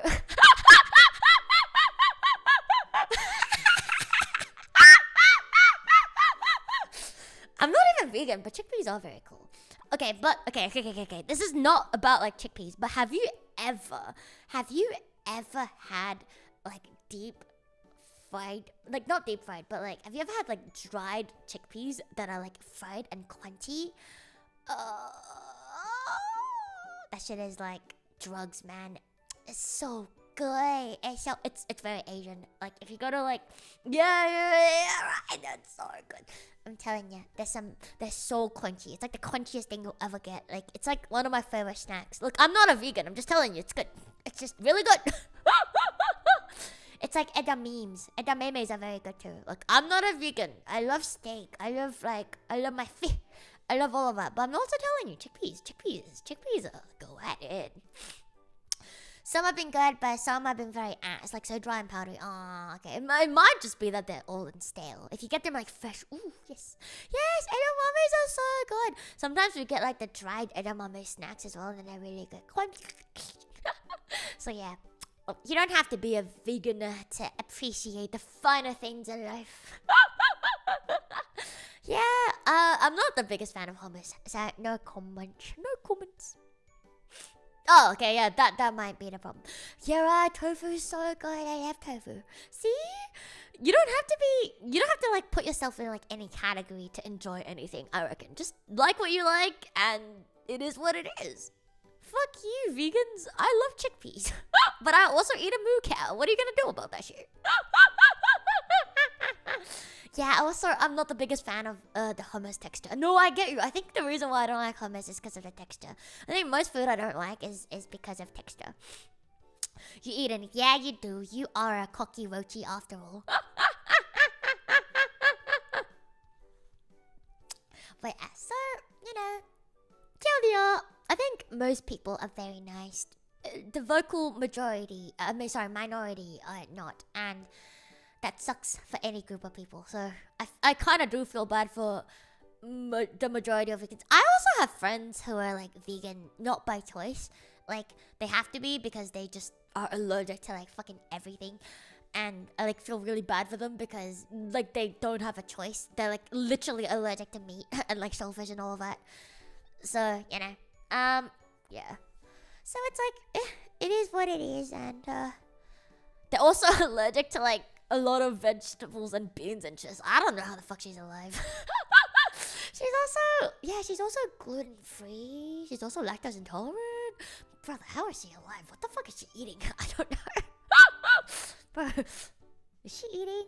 I think she literally just eats like pasta all day every day with like just plain tomato sauce because that's about the only like safe food she has. And like eggs. I guess she's not entirely vegan, vegetarian. But anywho, she's allergic to oxygen. No, but she is allergic to sunshine. Too much sunshine and she gets hives. Yeah, I don't know how the fuck she's alive.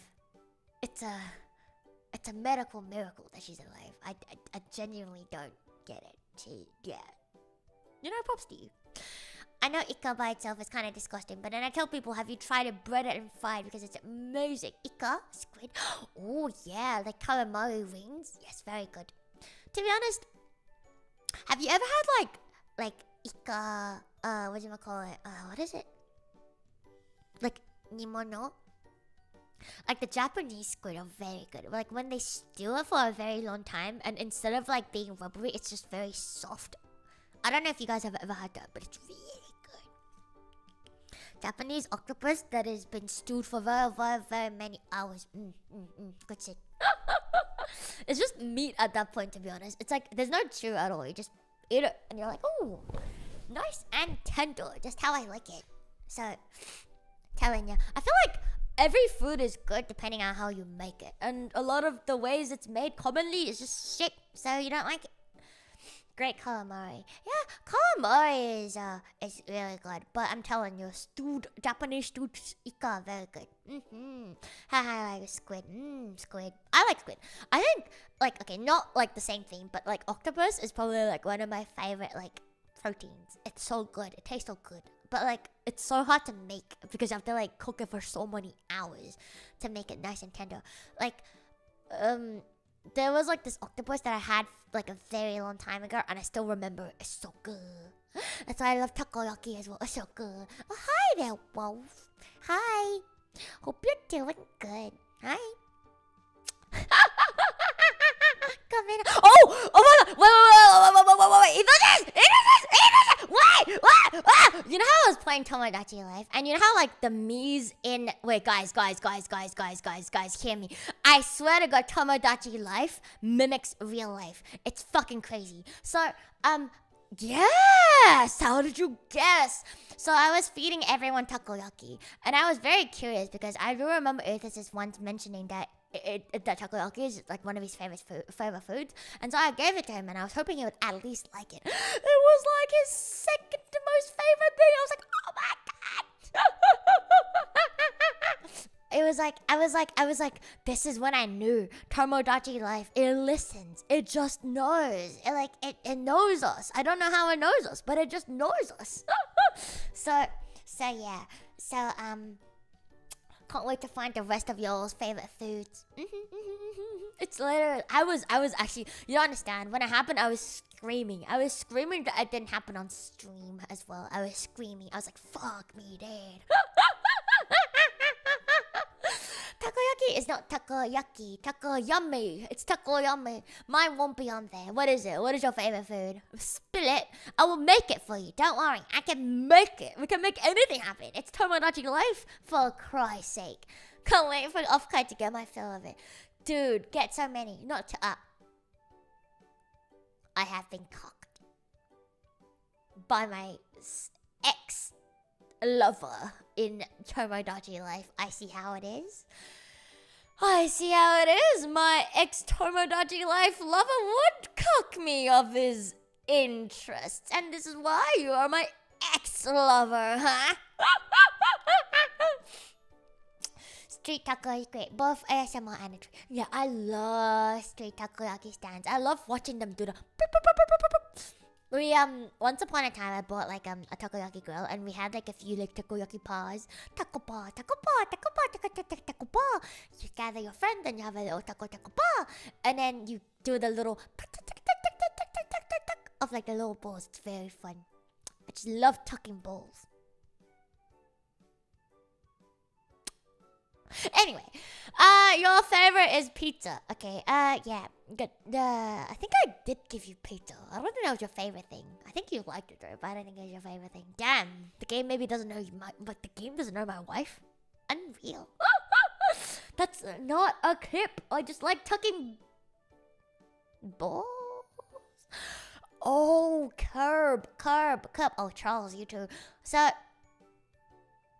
remember how I was trying to make a triangle happen in Tomodachi Life with Curb and Brat and Charles, because Charles likes Curb and Brat likes Trolls, and so I was trying to make Curb like Trolls. It just didn't work. It turns out that Curb doesn't like Brat so much, so I couldn't make triangle work. However, the other day Curb was like, I think I'm feeling things for Charles, and so you guys like each other now, but you haven't confessed yet, so it's like, so maybe it'll happen next time I play it on stream. You never know. But you're definitely looking at each other weird. You're like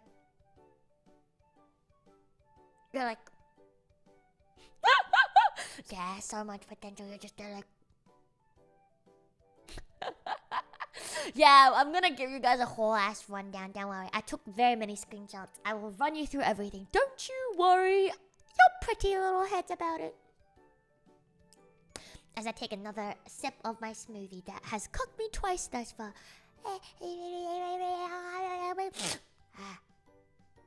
Escaped me. I was gonna sneeze and then I ran away. Anyway. I think it's still a smoothie unless it went off. In that case, I'm just drinking off milk and bananas and strawberries.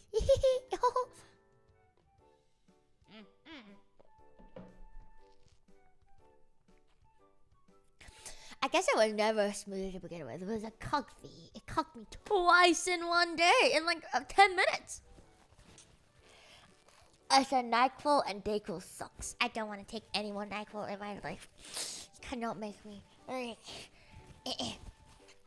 Yeah, well, my nose is so stuffed. Anyway.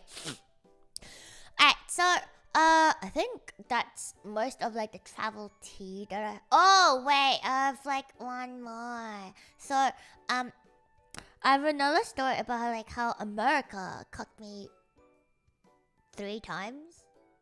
Twice before I even arrived. I can't believe I was cooked a total of 3 times by the country of America. One, you already know, it's because I'm stupid. Honestly, it's my fault. Okay, I'm stupid. But it's also low-key America's fault for not making it more clear. Like, you know what I mean? So, whose fault is it really? Who knows? And then, I don't know, America just loves cocking me. And then twice was before I even reached America. I've never touched America in my life, and it's already cocked me twice. And so, once it was at the airport when I was, at the country, leaving the country to go into America. So, you know how, like, you go to the counter to, like, pick up your tickets and, check in your luggage? So, I was checking in my luggage, and first of all, I could not find my Esther because it turns out that, like, Esther doesn't email it to you. I had to download it somewhere, but because remember my phone is acting up and all the storage and everything is fucked, and I couldn't find it for, like, the life of me. The search function and everything is broken. So I had to, like, re-download it, and it took so long. But anyway, so I finally did it, did it, and then the dude was like, oh, you need, like, a return ticket to, like, you know, to go into America. But then he's also like, wait, maybe you don't. And then he asked his colleagues, and his colleagues were like, oh, you don't. And so I was able to get through. But this whole entire process took like maybe like 40-ish minutes. So I was like first in line, and there was a huge line of people after me. By the time I was done, the entire queue was empty. There was not a singular fucking person. Well, return or like an ongoing ticket, like to go somewhere, like out of America, basically. And so it took that fucking long, and I was like, okay, so I was already cooked because I was planning on leisurely exploring the airport at 5 a.m. in the morning. I was already very tired. Anyway, so it was all good though. I made it, and then so it was all fine and dandy, and I was going to country, I think C or D's nuts at this point, for another like daily over. So I got to this country, and I will tell you more story about this country later. I fucking hated the fucking experience there. It was fucking insane. But like, as I was leaving the country that I was doing a long layover at, I also was, you know how like when you go onto like the plane, after like customs and after everything, you just get on the plane, right? You show them your ticket and you just hop on. Just that easy. Yeah, that's when America stepped in and cooked me once again. So, America, being America goes, we don't trust you, motherfuckers. We are going to do random baggage inspections. And so they randomly picked around less than 10 people on the entire fucking flight. Me being one of them, to fucking randomly fucking inspect our luggages. And then I was just standing there like an absolute cock because I had to like carry so much. I mean, I wasn't carrying so much shit at this point, but you know, my luggage was very full because I had to like transport a lot of shit, you know, like to New York for like my friend and stuff as well. And yeah, like with a huge teddy bear and like a like a bunch of shit, and I bought like souvenirs and stuff, and so I just had like I was just like holding on to like so much random shit, and I opened it and everything. Like I also like organized my suitcase and like my carry-on suitcase and like my backpack in a way that it was like if you took anything out, because I managed the space so well that if you took anything out, it would be like a nightmare to put back. Like, you know what I mean? Because it was just that full. And then so like they opened it and then it fucking took ages to like fucking stuff everything back in. And I was just like, oh, what was I? Why does it have to be me? And then they made me take off my shoes. And they made me take off my jacket. And made me empty my pockets. They made me hand me over my bear. They touched my bear. How dare they? It was not 5 a.m. 5 a.m. was when I was at the other airport. This is after my long layover. So I hadn't slept the night before. I spent a whole day at Country D's Nuts. And this was around maybe 8 p.m. at night. And this shit happens to me. So America cucked me a total of twice before I even stepped foot in the country. And the third is obviously, you know, when they detained me. I'm never gonna stop saying that they detained me. They didn't really detain me, but it's so much funnier to say that they did. Yeah, they got my little toes for... I mean, they didn't. I had socks on, so joke's on them. They wanted to get my toes for free. I said, not today. I have socks on. So yeah. Oh my god. I remember. Oh yeah, America cucked me by getting me sick too. That also happened. Also, I remember another thing that my dad did that I absolutely was so angry about. So on my very last day with him, you know how he was like driving me to the airport, and also it was my very last day, and I wanted to like get things done. I wanted to like get my hair cut on the very last day because my hair is getting a bit long, and you know, it's so much easier and cheaper to get it cut in Asia than not. So I was like, oh, I'm gonna go get like my hair cut. But I also needed to like buy something last minute. So he was like, okay, I'll just take you to like get like your last minute like shopping done. I need to buy like a pair of like running shoes basically because I like my old one had like holes in it, so I tucked it. And then the other pair of shoes that I had when I was like traveling around, it wasn't like walking shoes, so it like gave me like really bad blisters, and I was like, oh god, I really need like something to like just like walk around with that doesn't like fucking kill me. So I was like, okay, you know what, I'm gonna get some because the next day I'm gonna have like a whole day of layover, and you know I'll be walking around in an entirely new country, so I'm gonna have to like prep myself for that. And so we went, and on the way there he realized that one of his car tires is punctured, and so I was like, ah, shit. Because I didn't want him to drive me. Again, remember, I never want this man to drive me. He always insists to drive me. And I'm always like, it's easier for me to just go by myself. Because then I don't have to worry about their time. I don't have to worry about, you know, like, them, like... You know, I just don't have to worry about their feelings and thoughts and feelings, you know? I can just, like, browse as much as I want or as little as I want, right? And so, anyway, so he forcibly basically drove me there. And on the way, he's like, oh shit, my tire is punctured. And I was like, fuck me, dude. I was like, I'm already short on time. Like, this is my last day. And I also had like dinner plans with like a friend, because that was the only day they could do. So I was like very short on time. And I also planned to like check into my hotel before I met up with a friend. To like, you know, because like I just wanted to be at peace. Like, you know, I wanted to have everything like ready. I wanted to have like everything ready before like I met up with my friend, so I can like have like a fun time with them, and then so I had everything planned like basically down to like the minute. I was like, okay, I can get everything done. I know where to go and blah blah. I had everything like organized and all that shit. And then that man punctures his fucking tires, and I was like, oh fuck. I guess I had like some time for dilly dallying, so I was like, okay, 20 minutes here, it's whatever. I was like, how long is it gonna take? And he's like, 20 minutes, and I was like, okay, fine. at this point, I should have just like called a taxi or like again taken public transport and just went myself, because I should have known it wouldn't have been 20 minutes.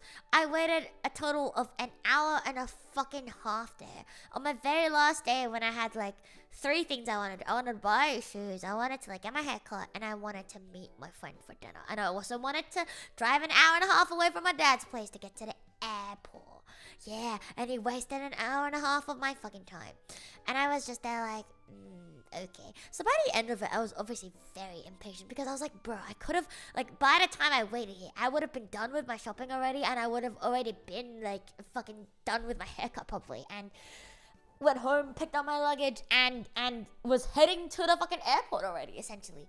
And then so, because of that, I like had to like completely, I was really pissed.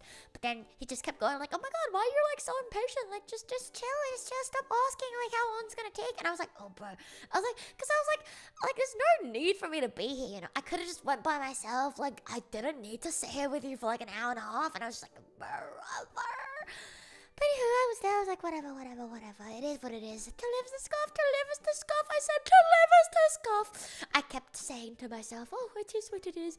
And it's fine. It's honestly fine. It's whatever. But I was very pissed at the moment. And so because of that, like, I had to, like, completely change everything around. So I managed to, like, get shopping done very last second. But there's traffic now, right? Because it was, like, peak hour. Because it was, like, when people finish work, so I couldn't like just drive to the hotel anymore. So then I couldn't get my hair cut, and then I just met my friend for dinner, and I low-key was like, I had like an eye on like the fucking time the entire time, because I was just like, fuck, if like everything was sorted at the hotel, I could just stay out as long as I want, because I could have just like Uber back to the hotel and, you know, like slept 1 or 2 hours or not slept at all, and it would have been fine. But like, fuck me, but now I have to like, you know, like go back home. And I was still hoping at this point to like get the haircut, so I was like hoping to like find somewhere that like opened really late, and also like, but anyway, it just didn't work, and I was like, oh fuck. So I got back, and then I had to go back to my dad's, and I had to like go fucking all the way to the hotel, and yeah, it was just not very fun. And also like, I was so pissed because I was still insisting to go to like my hotel first, because like I said, I just wanted to like for everything to be there so I don't have to think about it when I'm with my friend at the like very last second. And so I was still very much insisting. And he was like, bro, are you... He literally, like, screamed at me. And this was, like, the first thing he said to me, like, that entire day as well. He was like, Victor, are you stupid? He was like, fucking, are you dumb? Because, like, you know, like, are you, like, actually dumb or something? Like, why would you waste your time going there and then going back to meet your friend and going all the way fucking out there again to, like, the airport? And he was like, he was like, do you know how much time I would fucking waste? Like, why would you waste? I was like, brother, did you not just waste like an hour and a half of my fucking time? Like, what are you fucking on? But then he screamed at me, so I was like, whatever, I'll just go along with it. I was like, you know what, you're right. So I just didn't. So I just ended up not getting my haircut, and it was tragic. And then,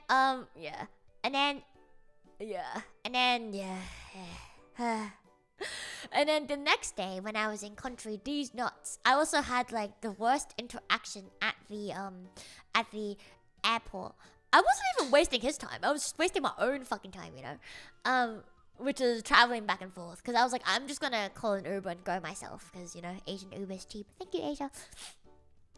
But then he was just like, no, you're stupid. And I was like, okay. He didn't even say it nicely. He was like full on screaming at me for no reason. I was like, okay, alright, whatever. But anyway, and then the next day, this is completely unrelated, but also a very fun story.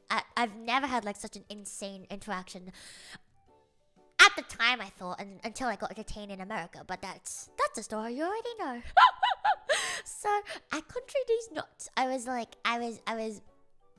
was getting out of the country. It was just for like you know, a layover. So obviously, you know how like when you leave the airport, like when you leave like customs and stuff, you have to like fill out a little like card saying like, oh, this is like my name, this is my passport number, this is where the flight that I boarded, and this is my intended like address and shit like that. So obviously I don't have an intended address because it's a layover. Obviously, I thought that was obvious, and I thought a lot of people do that, you know, like that's how layovers work. And obviously people lay over and leave the airport all the time, as long as you have a valid visa, or like if it's like a visa exempt country, right? So I was like, what's the problem with that? So okay, first of all, it was like a huge fucking line. I think I lined up maybe like about 2 hours to get to the front, because they have like about like 20 windows, but only about 3 of them were open, and they were servicing about like 4 planes worth of fucking people. So like 3 motherfuckers servicing 4 entire fucking planes. So it took about like 2 hours for me to even get to the front. When I got to my turn to like get there, and she was such a fucking bitch. Like, she like just took a sweet ass fucking time. Pumped a few pumps of her hand sanitizer, did a little spraying of her workstation, stood up and did a fucking stretch as she leisurely wiped her desk for like 5 minutes. As I just stood there. I just stood there looking at her, and I was just like, yes. It's not like we're waiting or anything. No, please go on. It's fine. It's all good. No, please take your time. And so after 5 minutes of that, she finally calls me, and I step up and I give her my passport, and I give her like the little card, with all my details on it. And then she looks at it and she's like, address. Like, she didn't really say anything. She points at it and she's basically gestures, and I guess she might have said address. And I was like, oh, I'm layovering. I don't got one, And then she was like, and she just stared at me for like a good minute. And she's like, basically gesturing again, because I don't think she knows how to use words, or she just refuses to speak to me for some random reason. She's just like, well then, through hand gestures and pointing and things, I figured that she wanted me to write my return flight number on the address. So I was like, okay, fine. I didn't have a pen on me, so I was like, do you have a pen? Because obviously, why wouldn't you have a pen? It's like fucking, like most flight numbers are like 5 numbers, right? Like fucking like AB123 or some shit. I could have just written it on the fucking spot right then and right there, right? Like, just give me a fucking pen. So like, can I just get one? And she was like, and she points over to like the desk, like all the way at the very back, where you like first go in. I normally do, but like I've been so disorganized this trip. Okay, I'm moving overseas. I have like too much shit everywhere. Fucking forgive me this one time. I normally have a pen on me, but this time I didn't. Okay, and then so I was like to her, like, and then she points me all the way to the very back, and I was like, oh, so like I'm gonna have to leave this line. And I was very terrified of leaving the line, because it looks like it's about another fucking 2 hours late. Whatchamacallit? It's about like another fucking 2 hours wait.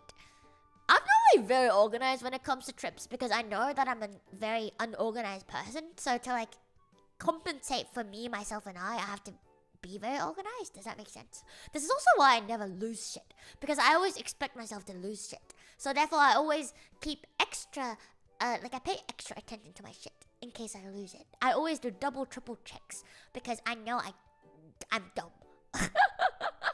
But anyways, so she points me all the way at the very end, and she was like, you gotta go there to like fill it out, basically. Without saying a singular word, she points at the very back, where some other woman was like filling out her card when she first arrived. So I was like, you want me to go all the way there? And before I could even like say anything, she like just as the other person step up already. So I was like, I guess I have no choice. I just have to go.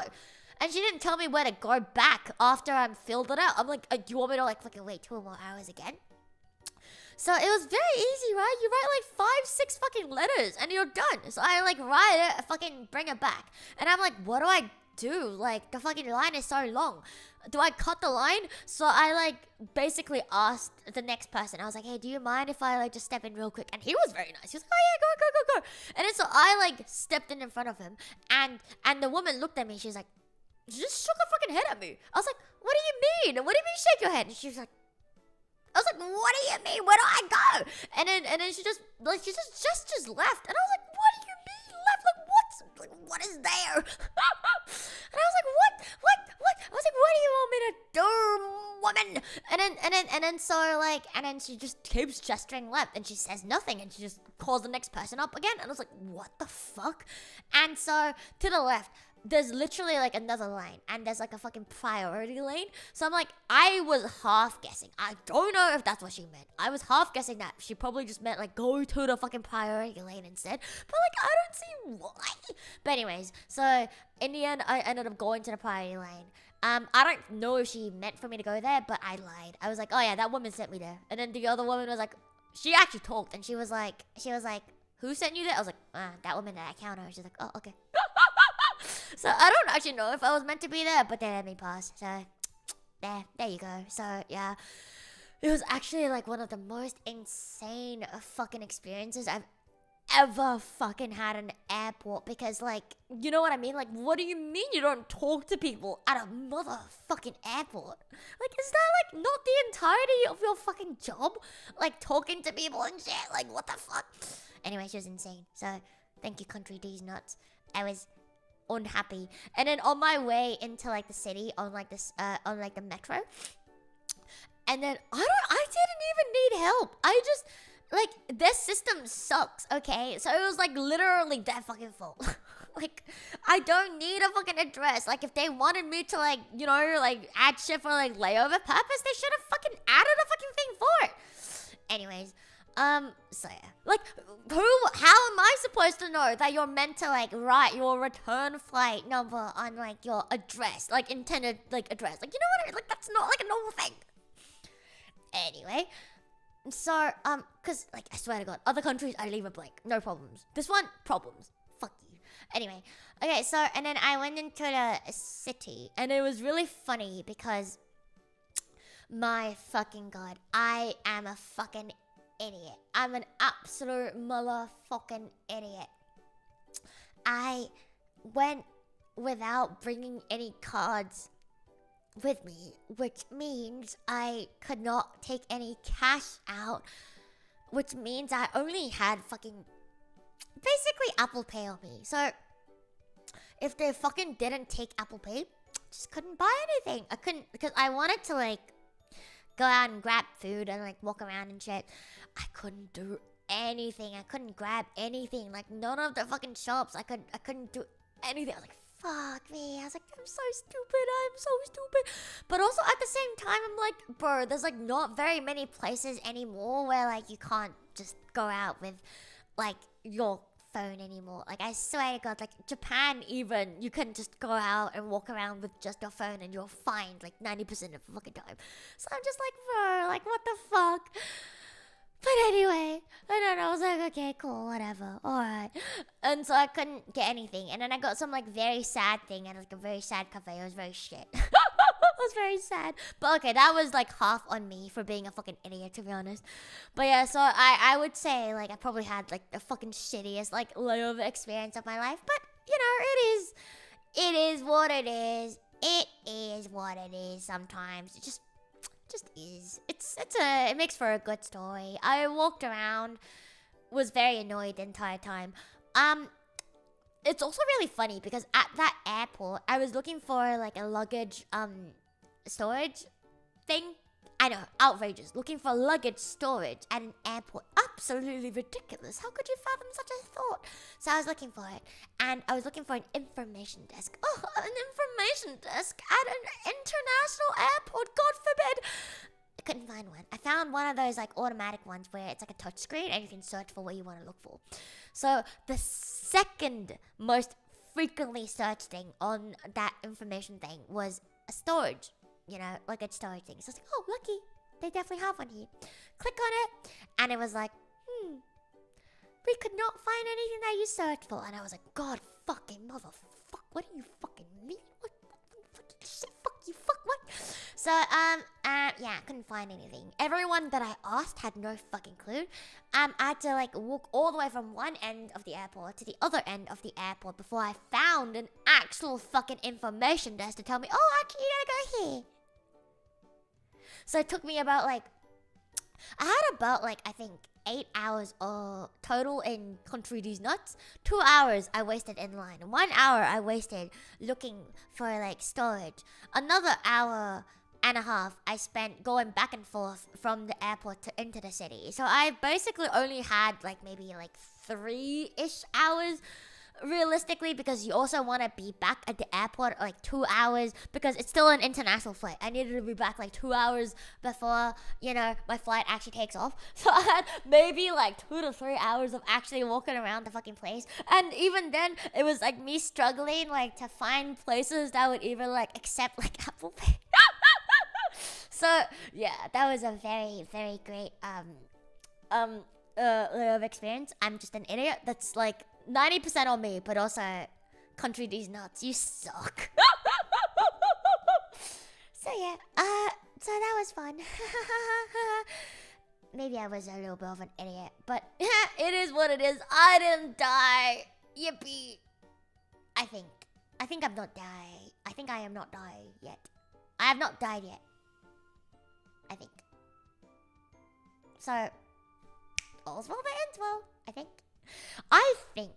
You can never be too sure about certain things, you know? Yippee! Exactly, yippee. You can never be too sure, but I certainly do think sometimes that I am in fact still alive. Yay! So yeah, that's that. So I think that is probably all of my travel tea. So yeah. Is that it? I think so. I think that's all. Yes. That's my first issue. I know, sometimes I think it is not great. It is not great at all.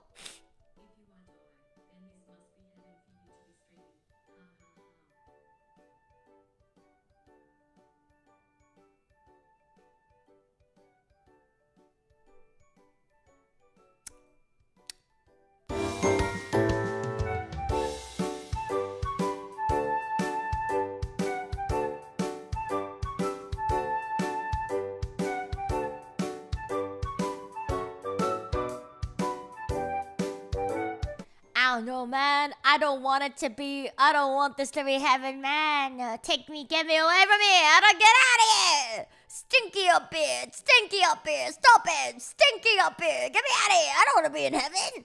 Heaven, no. No, heaven, no. Anyways.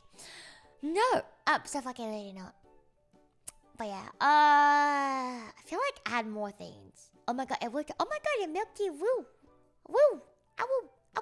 Thank you. I hope you liked my stories. I am very EP. I woke up very early today. I assembled too many pieces of furniture today. I still need to tackle the assembly of my PC tomorrow. So I am very EP now. So I'm gonna go eat soon. It's 10:40. It's about time to... Yeah, you don't understand how much I wrestled. You don't understand how much I wrestled for this all of today. You don't understand. I also have like a pretty hard cutoff at midnight from now on with all my streams, because she gotta go to work and I don't want to get a noise complaint from my neighbors. And then, shoe cabinet. I still need to like low-key kind of soundproof this place. I'm gonna make myself a scream box. That's right, you heard right. I'm gonna make myself a little scream box. A box for myself to scream into, to not disturb the neighbors, the neighborly neighbors. And I'm also gonna drape like really thick curtains over like everything to like, you know, like make sure the echo doesn't bounce around the room and all that shit. But yeah, I have to like DIY everything as well, because nothing exactly fits my needs. I don't want to spend thousands of dollars on like people, so I'm just gonna do it myself. Yippee! Yeah, I'll show you guys the setup if you like. It'll be so stupid. It'll just be like I already have like everything set up. Like I already have everything planned out. So it's literally just like plywood, mini plywood. You nailed together using brackets into a U shape that surrounds my entire desk. Covered, lined in 2-inch foams on the inside, and the outside is like very heavy duty like blankets, like moving blankets, and that is my entire screen box. Yes, it's an entire fucking box for me, myself, and I to stream from.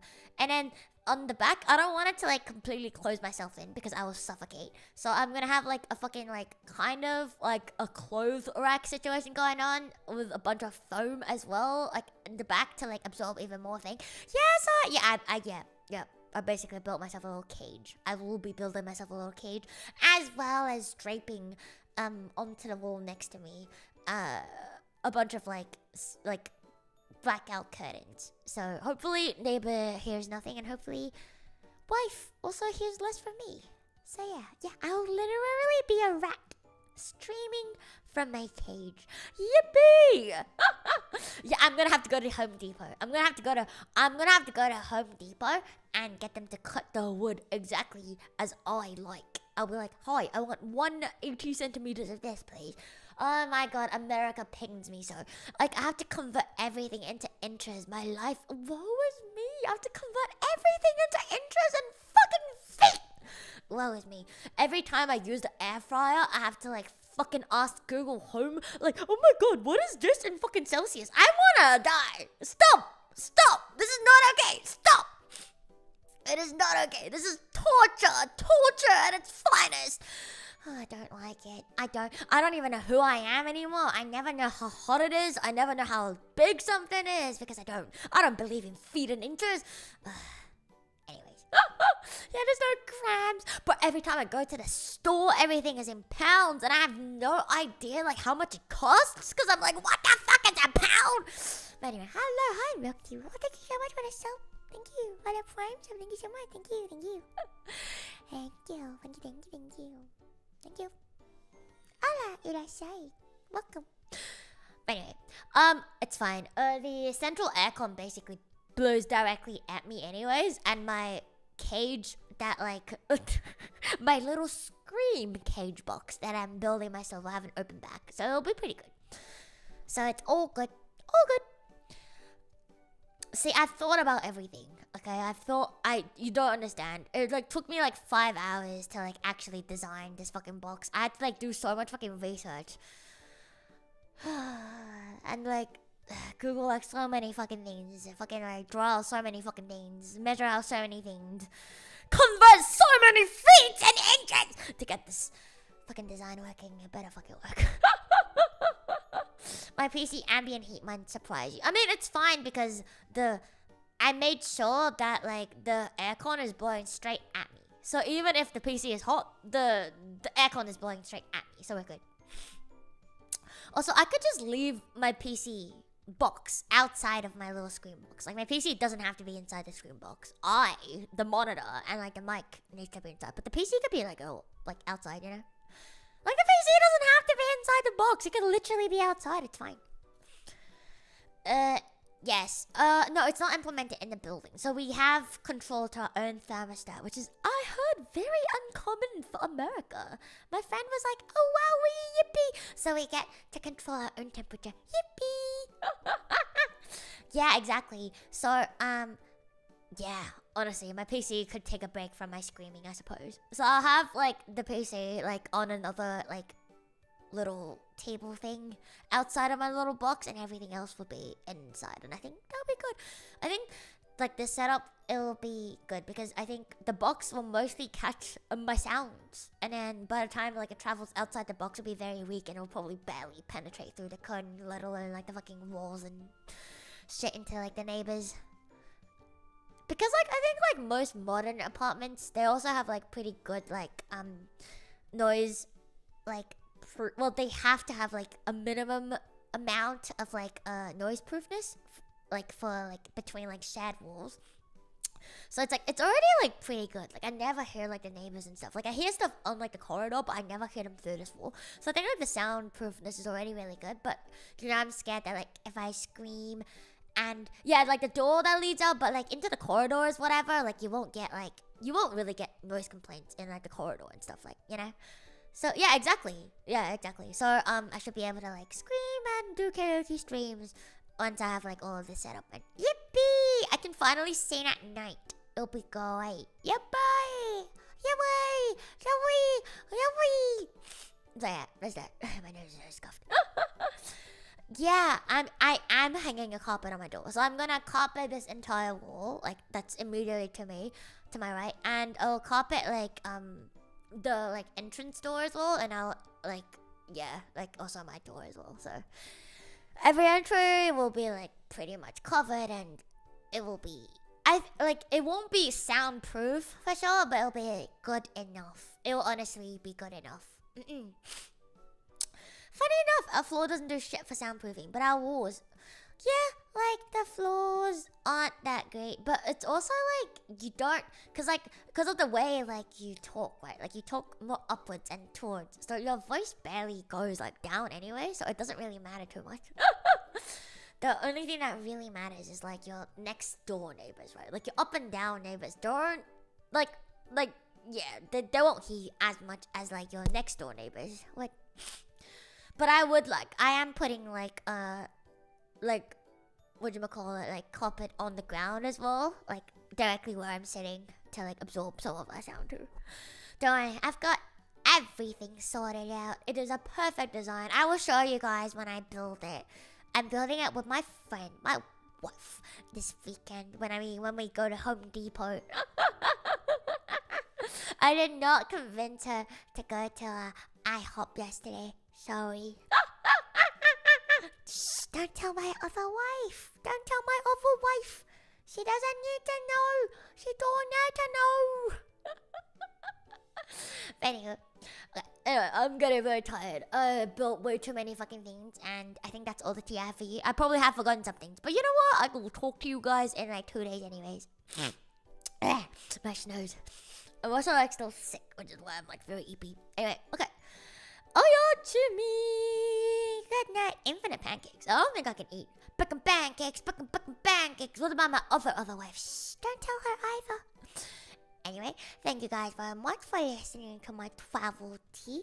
Hopefully I have my PC set up tomorrow and the last of my furniture set up. Hopefully, fingers crossed. Alright. Yeah, not tomorrow. I'll see you guys on Friday. I don't know what I'll be doing on Friday yet because, again, I can't promise that I can set up my PC perfectly fine by Friday. So, if not Agame, I reckon we can just yap again. Yippee. Or I can just eat everything from IHOP. Oh, it's time to try the real American snacks. I mean, I guess I could do that. Anywho.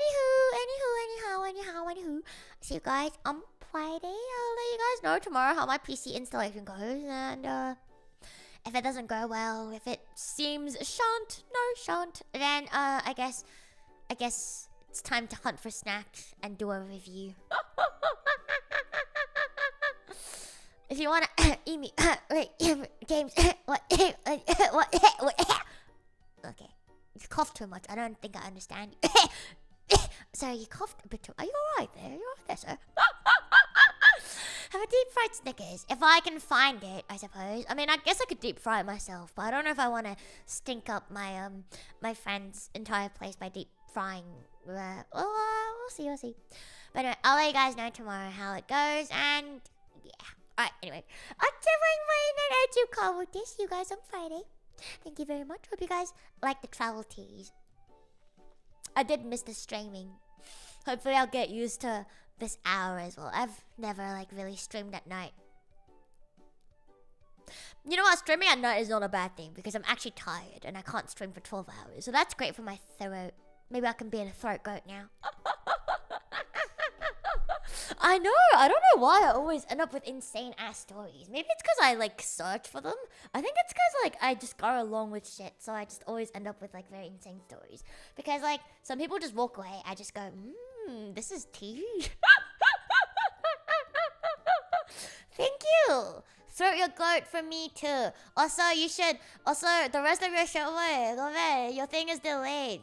Sugar these nuts for now, but you shall anime girl thighs tomorrow, and then the rest Friday. Yep. Anyway, you know who I'm talking to. Alright, Johnny, bye bye. Oh yeah, to me. Good night. Boing boing. I can finally say I sent chat anime girl thighs. Like for real, and you can finally say, Luto sent me anime girl thighs when you get it, or not yet. Alright, thank you guys very much. See you guys on Friday. Johnny. I don't have my ending screen set up, but it is. Trust me, it is on Friday. I just MacBook things. I don't have have shit set up. Fuck me dead.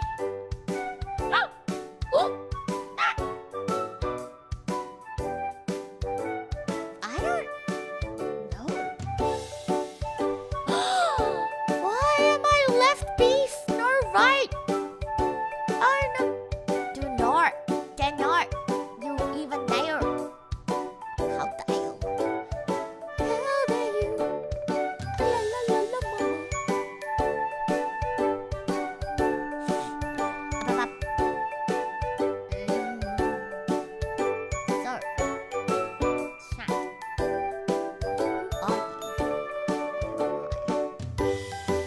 Great question. I don't know. I am Luto. I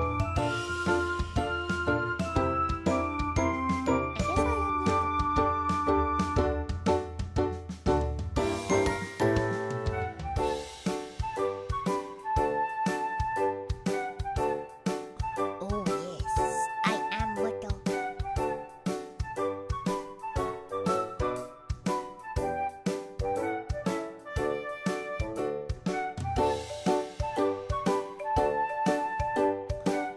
Beef with the left? I don't know.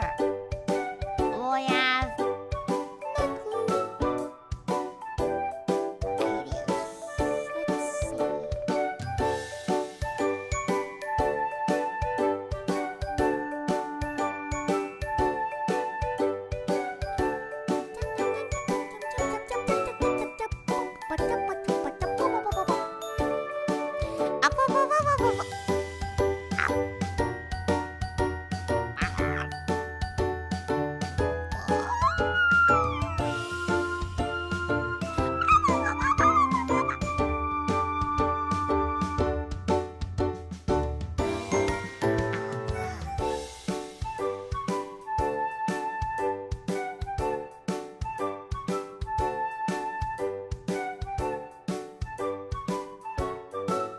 Surely you want to go to bedtime Bible study?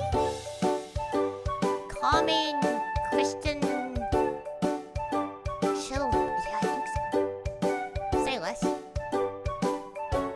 I think we all need a little bit of Bible. Now, is that a gunshot or